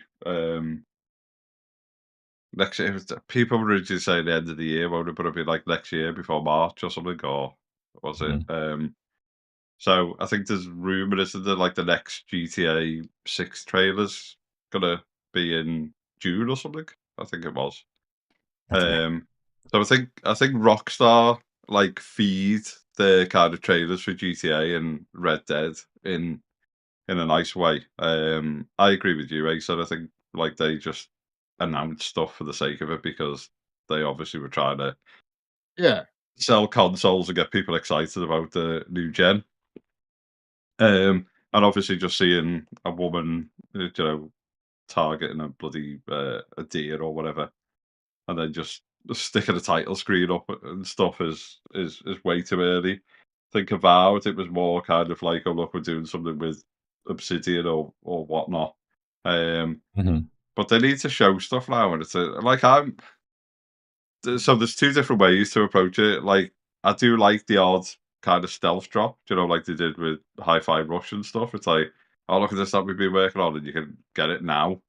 I like some of that because it's kind of like generate the hype and then give them something, and especially when it's been Xbox and they've kind of gone, oh look at this trailer, and then gone, you know, 2026 or, you know, to be announced or confirmed or whatever. So I think like you guys were saying, I think now they've got like the talent, the studios. Obviously they've got a load of like Activision Blizzard stuff, which is going to kind of feed out. They need to start getting in a cycle where they kind of announce and then 3 months later it's out. Or there's obviously going to be some announcements and then like 9 months later it's going to be out as like the norm. But yeah, they need to just start releasing stuff now, and I think they will. And I think the Game Pass back catalogue will suddenly just get inundated with loads of Activision stuff and that, which will make that appealing and exciting. Obviously, as we've said before, Sony's lost the marketing rights to Call of Duty now, so all that will kind of like dry up in terms of you seeing a card and then PlayStation. Oh, it's little. That was my impression. Um, so, and I think that's like a big statement by Xbox to kind of go, actually, we're going to have a Call of Duty specific event because it's ours now and stuff like that. So, but yeah, they just need to announce and show stuff, which is much closer to release. I think everyone's kind of bored of this, like, dried up, you know, oh, you might get that in 4 years' time. It's like, I mean, without, you know, I mean, certainly for my situation, I joke about this with Darge, so like, you know, touch wood, and I don't always mean it morbid sort of stuff, but if like a game gets announced, I always joke with Darge and go, hopefully I'm alive still by then. So, and it's like, and you get to that point where it's like, oh, it's coming out in 4 years' time. You're like, what the fuck could happen? Yeah, in 4 years' time. That's what I was going to say. Is like Chris, is it, you know, when you say about what's a perfect? There's nothing we love more. Like, we've got so used to seeing a game, like seeing a fucking pre-rendered reveal of a concept, or like, or even with little snippets of gameplay, and then you go, oh, this looks the bollocks, and then they go, no date, or they go 2 or more years time, and you go, oh fucking, do you know what I mean? Like, Xbox have got that much talent around them that really what they should do is like what Chris said, like what the Rockstar thing do, sort of like 18 months out, you know, reveal the game or fully announce the game, you know, and then you're keeping it trending, you're keeping it present, you know what I mean? Like, because you're showing it, and then like you say, in a handful of months' time, there's a gameplay segment, and then there's another gameplay segment, and there's a release, you know, and it keeps it, you know, whereas you can show things. Xbox have got so much stuff. Like, I'm telling you what I want to see at this showcase, and I'm even forgetting about Clockwork Revolution, and I want to see that. You know what I mean? Because just saying that. What I watched this the other week because I was kind of like intrigued by it, by dates and stuff like that. So if you go onto YouTube and you watch all of the GTA 5 trailers, the like trailers are really good, show the game off really well, and all of them are like, you know, it's got the usual like American trailer voice. Come in September, you know, whatever it was, you know, 2006 or whatever the hell it came out. And it was always, and you look at like Red Dead Redemption trailers and stuff like that, and it was always kind of like, this is when the trailer was released and it was coming, you know, 6 months later, or it was within a window where you could go, actually, that'll fly by. And obviously other studios do the same. But they're just masters at kind of like teasing that kind of epic game. Yeah, Rockstar. And it keeps it relevant. For like, to be sympathetic though to those that can't, obviously Rockstar, like GTA is somewhat of an exception because for one thing, everyone already knows that it's coming, so there's no risk of like that information being leaked as such. But also, it's huge and gets masses of attention, so they have a lot of power with what they do with that. I'm absolutely with you in that when I see a game trailer or whatever, I want it to be almost within touching distance, or I'm going to lose interest over the 4 years. Like a CGI teaser that gives me a splash screen and a title 5 years before a game does nothing for me at all. At the same time, I am sympathetic because if they don't do that CGI teaser that gives me that stupid name 5 years in advance, then the game will leak before they get to have their moment, before they get to do their reveal at a showcase and all the rest of it. Just from trying to like hire for the project or whatever else. So I am like at least a little bit sympathetic, even though I don't like the really early trailers, and I don't think that the video game industry needs to keep such tightly guarded secrets in the first place anyway. So what's the just out of curiosity, it just got me thinking, Star Wars Outlaws, that feels like that weren't announced that long ago, and it's coming this year, right? No, it did have, I think about a year ago, it had a reveal. Yeah, but what I'm saying is, even if it was a year ago and it's coming this year, then it's like sort of within that 2 year bracket, which I think is okay. Because you get it announced, then the next showing is they're showing a gameplay segment, then they're showing a story trailer, and it keeps the 2 years you can show bits and keep it relevant. Whereas, like, obviously, I understand why Xbox announced State of Decay 3, Perfect Dark, you know, all these things, because they were Halo, Gears, Forza. Like, that's who they had. You know what I mean? And they got Game Pass, and they have to announce projects, you know, to try and get people in the ecosystem, you know, into the subscription service, you know, this, that, and the other. But like I say, going forward now, I'd like a little bit of drawback on that and start seeing games when they're realistically like as Chris put it, you know, within our lifetime, you know what I mean, within reason, you know. So hopefully they do that, you know. Yeah, we got two member milestone chats from YouTube for 2 members that have been members of the channel for 9 months now, which is like amazing. Thank you both of you, Replicant and Tom, for months of support. We're getting towards the year there. That's within Darge's release schedule acceptability standards. Replicant has said, like, only reveal games that are coming 2025 to 2026. There's too many missing in action from Xbox at the moment. So yeah, absolutely. And Tom has a rare positive moment to say that he loves us all, and probably everyone in chat as well. Tom's full of love. He's got a lot of love to give. We love Tom. Thank you, Tom. We do. Let's do Call of Duty real quick. Chris, do you play Call of Duty? Played, yeah, played Warzone and stuff in work loads a few years ago, but just dropped off it.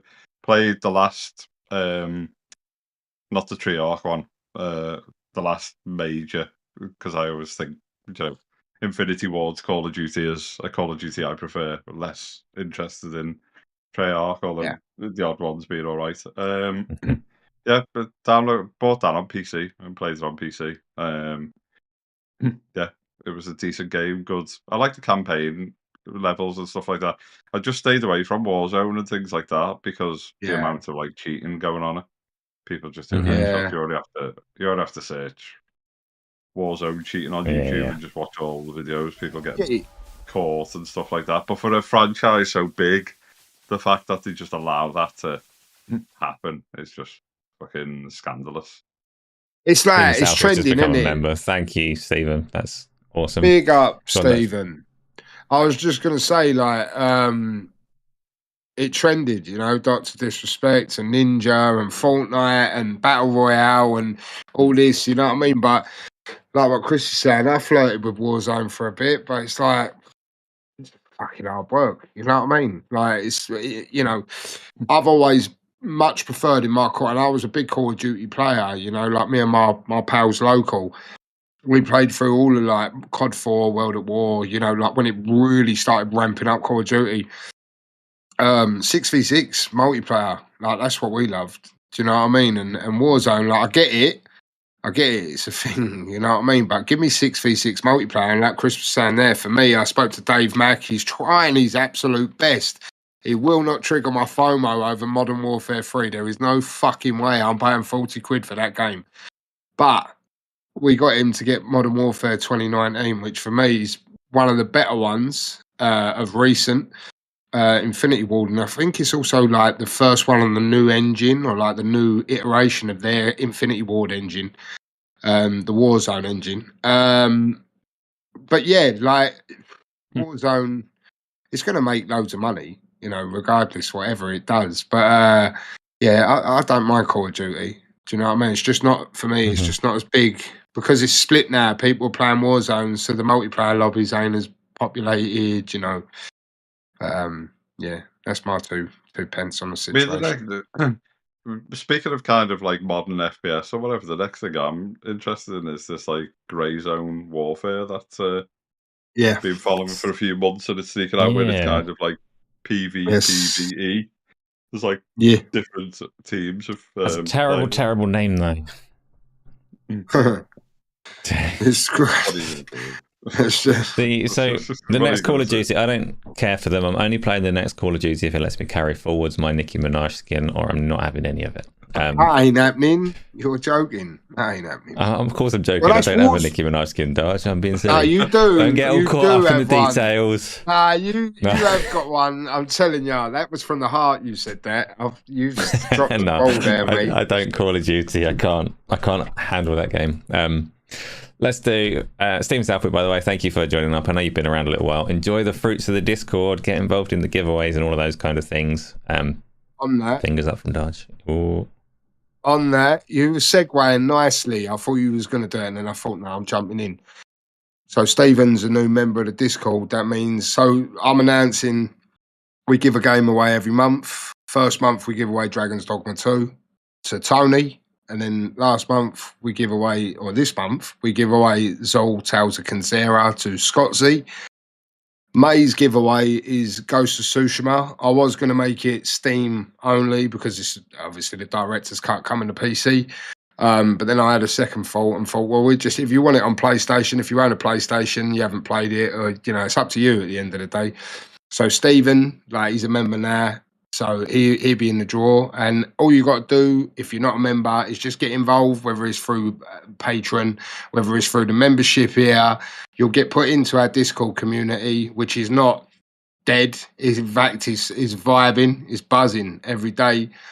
And then, once you're over there, you'll be in the draw for that month's giveaway. And we're going to do them every month. And it's just a good place. I love it. I love it all the time. I sound like I'm gassing it. Do you know what I mean? But I wish I'd have had our Discord the whole time of my gaming time. You know what I mean? Because it's just, it would have opened my eyes up to so much more.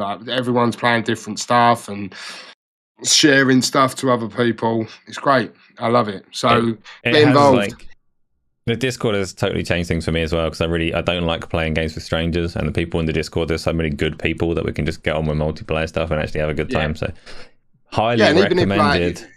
Even if you've got, because the thing is, you've got Tony, Patrick, there's a few other boys out there in the States. So they in my eyes, they do the night shift. You know what I mean? Yeah. So when I'm asleep, they're on. And then when I get up to go to work, they're off. You know what I mean? And there's always someone. There's always someone. You got Chronic's around a lot. Dave Mack, Wayne, Eradication. These boys are around a lot. And it's good. It's good to have, sometimes if you've got your little friendship circle of gamers that you play with, if you're in here and you fancy saying, or you go, what you playing? Yeah, I love it, man. I love our Discord so much. It's the Discord is like a Sony studio crunching 24/7. But good. Yeah, in a good Jason way. Schreier in there. Come on now. Come on, Jason. Be a member. There's also bonus Manor Lords as well, which is going to be given away. Oh, yeah. There is. Go on, Chris. What are you doing with that, Chris? You're going to give that away in there as well, yeah? Yeah, I think we'll just do it the same way. I might involve Twitter a bit and give a little follow Gamers Arcadia on Twitter and follow the Hooded Horse or whatever. So get actually Manor Lords publisher some eyes on and stuff like that. But yeah, definitely be open to all the members, and then obviously we'll just try and get a few people involved on Twitter as well. Yeah, nice. If you ever need more arseholes, that's the place to go. I thought you was talking about the Discord. I was going to go. No, Discord is good. There. Twitter. Yeah, let's do. The first question is already up. That's massively efficient. I didn't even ask for it yet. Stephen Southwick, is Fallout 4 running better on PlayStation 5 a bad look for Xbox, or are people making a big deal out of nothing?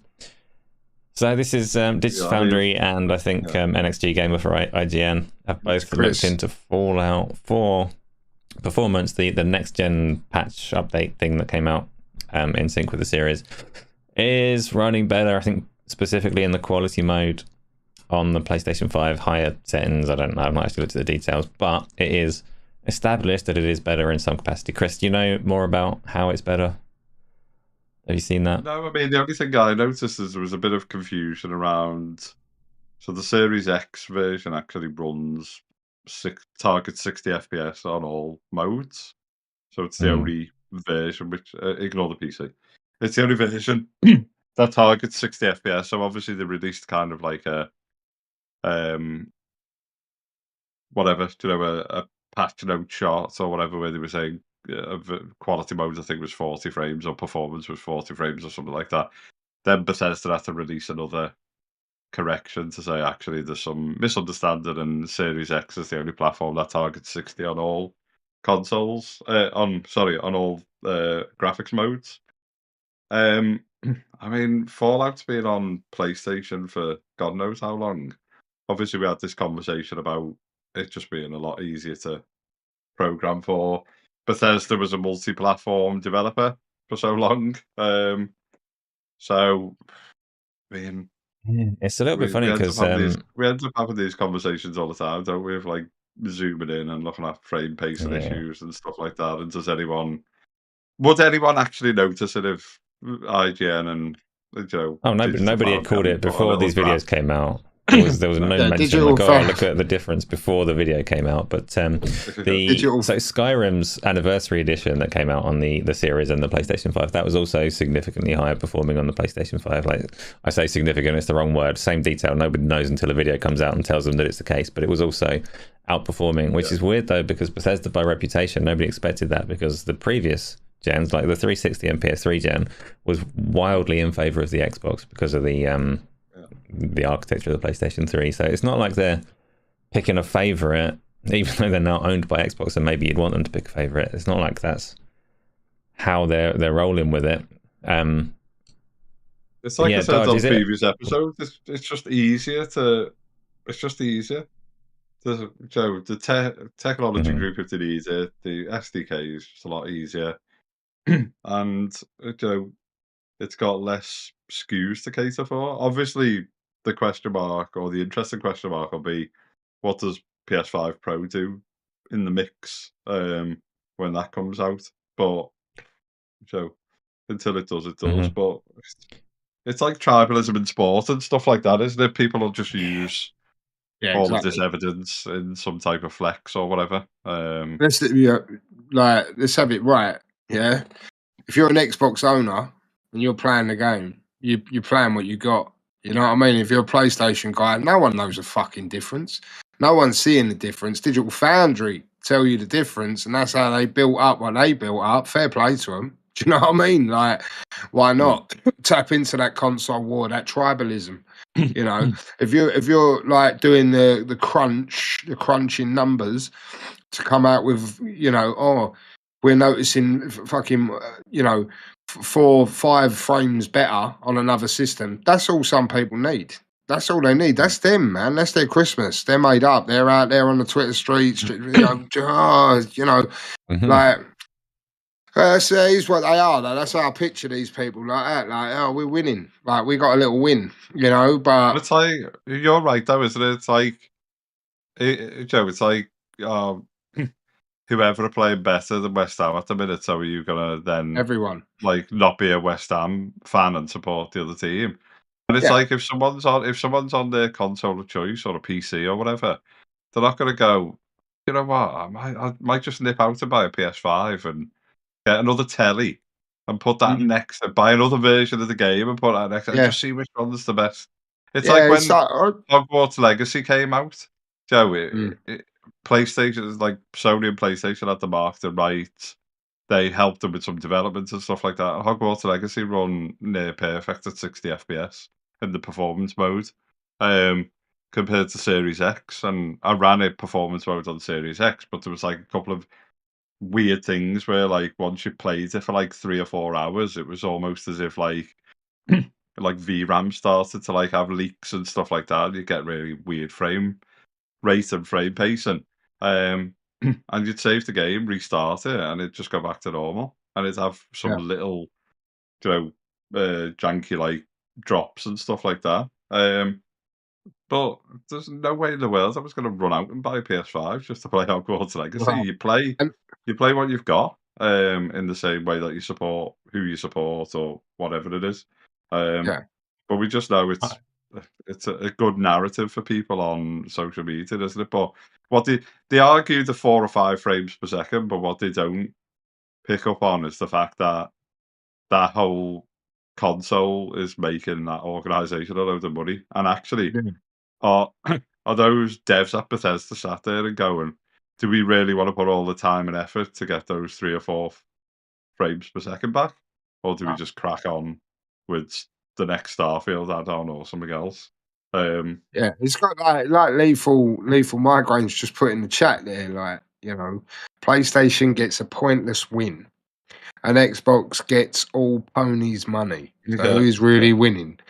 Obviously, I would have worded it a bit differently, but at the end of the day, Bethesda ain't going to be sweating over the performances between each system. You know what I mean? Apparently, the PlayStation is quite easy or easier to develop on anyway. So certain people have said awesome. It is.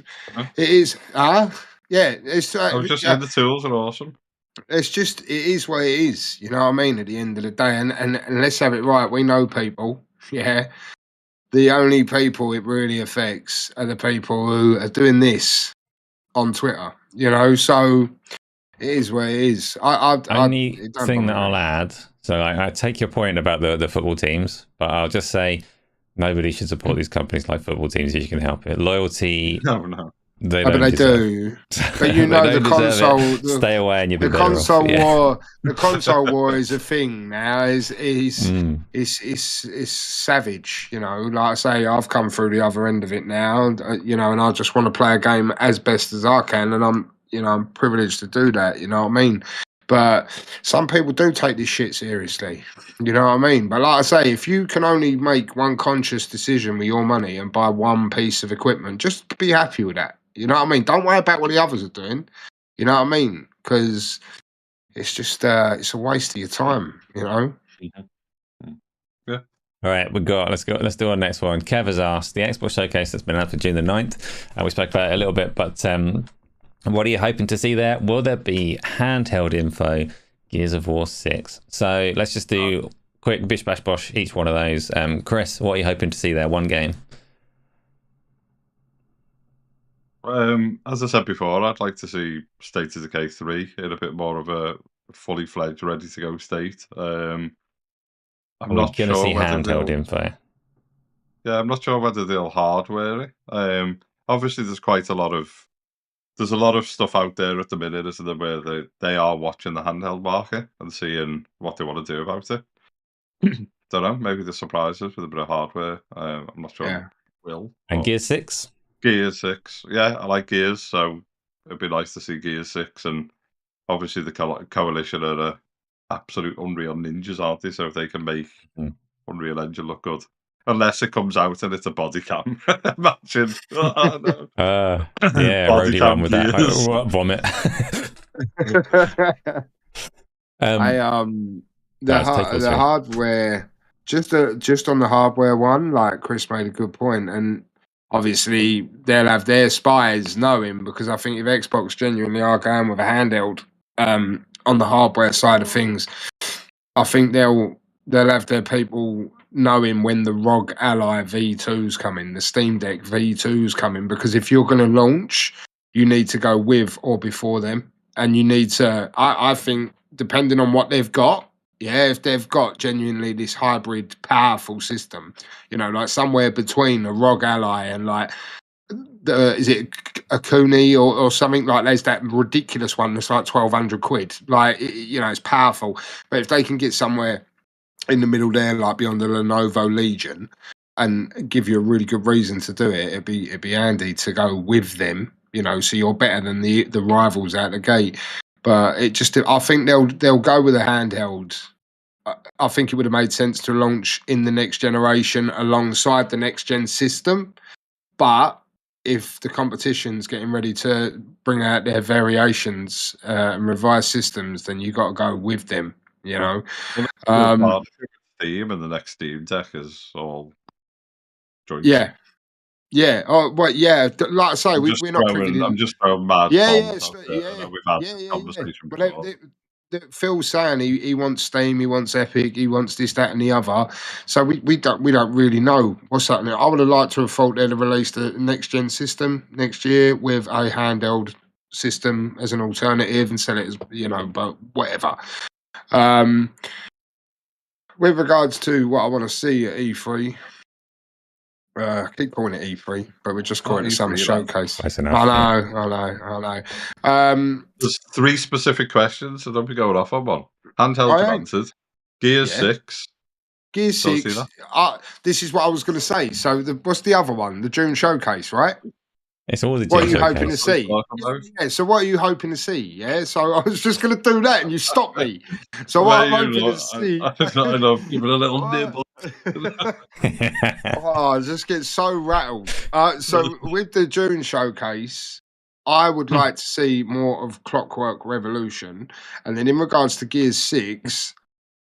I would only want to see Gears 6 if it's ready to go next year. Yeah, because if it's not ready to go next year and it's going to go 2026, you might as well show me it next year. Yeah, because you've got enough. Yeah, you've got enough. Like, why clog the pipeline up with another announcement. As great as announcements are for us, but what I'm saying is, if you can imagine the showcase where they show you gameplay of Avowed, they show you gameplay of the other Indiana Jones.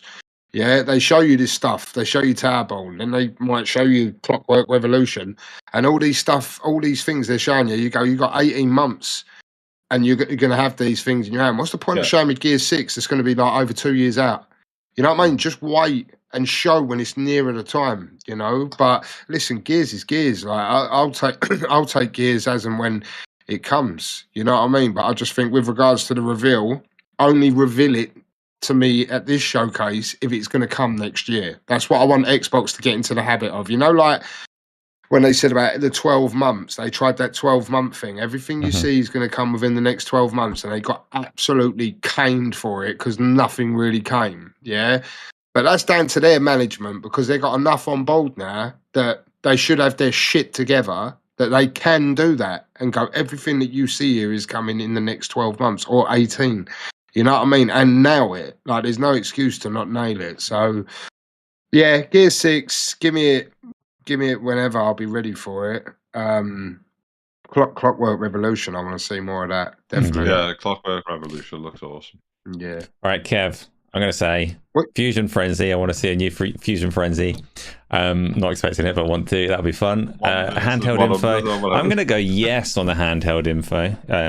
I reckon, I don't actually believe that, but I'm just saying it as an answer. In terms of its releasing it at the same time as the next like wave or next gen of consoles kind of depends where they want to position it in the lineup, because if they're trying to sell people 2 devices, then they don't want to do it at the same time. But if it's going to be like the device, then yeah, make it part of the lineup.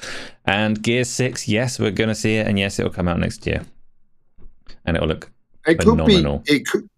You saying about the handheld had your thing? turn. No, I was just quickly. It actually ain't that bad to think that if they did show it at this showcase and they're comparing it with what's available on the market now, and if the next iterations of those devices are still a couple of years out, it probably ain't a bad time to show it now up against the ROG Ally. You know what I mean? 'Cause it's a good selling point. You know. Well, the CEO of the ROG or Asus in India, didn't he, said the ROG Ally was coming out kind of second or third half, like third quarter of this year, wasn't he? Kind of okay. So yeah, it would be nice. Could see it. If they want to independently go, we just want a handheld before the next gen consoles, then yeah. Yeah, nice. Yeah, that'd be good. Really good. Sorry. Right. Next question. Nariko94. Do you think we'll see the Elder Scrolls 6 at the Xbox Game Showcase? The teaser trailer came out for it in 2018. That's a long time, and no, we won't. Yeah. No, I think didn't he talk recently about it was still like 5 years off or so? I'm sure there was. He was talking saying it was still miles off. So I'm not sure, but depends on if they stick to like their previous PR, where they show things like 72 years in advance, or whether it's sooner. Well, they said that there was that production on it, has it? Like properly. No, and they were saying that there was a story about how they're going to try and fast track development on the next Fallout, right? And like I said in our Discord, I mean, they're like recipes for disaster, aren't they? Xbox and fast track. I know it's Bethesda, but what I'm saying is like, whenever something tries to get fast tracked out, it ends up coming in well too hot. Like, do you know what I mean? So, Elder Scrolls 6. I mean, I've not played Elder Scrolls, so I don't really care. I'll play it, but yeah, I don't really care. Sorry. I'll tell you. I love Elder Scrolls, so I want to see it when it comes out, but I don't think we'll see it this year. Let's do the next one, please. The fast track might be more use of AI. Oh, Wayne, you never know. That might be how they're planning to give me more post-apocalypse brown quick as we can. Kev. Whatever. Develop Elder Scrolls 6 for me. Yeah. I'm not sure what this is responding to. It says it's probably why they let IGN host. I think this was a comment put in the wrong box, perhaps. I don't think we can answer it. FTW, got a date for the Nintendo podcast? Asking for a friend again. FTW, I don't have a date for it. We'll try and get it before the Xbox showcase. And I think Isla's saying that's all of the questions done. Well, yeah, I'm hoping that's giving us quite a big window. Isla's like shouting at us. Sorry, Isla. Yeah, but I Isla told does, you that was all. Isla does a lot of work behind the scenes. She does. Very well, good. That is the last of the questions done. So, we've run a good length as well. So, again, thank you everyone for coming through and hitting the like button aggressively, because apparently these things help. So, thank you for that. Chris, we're wrapping up now. So, tell people what you're up to and where they can find you. So I'm gonna. Chronic made a comment earlier about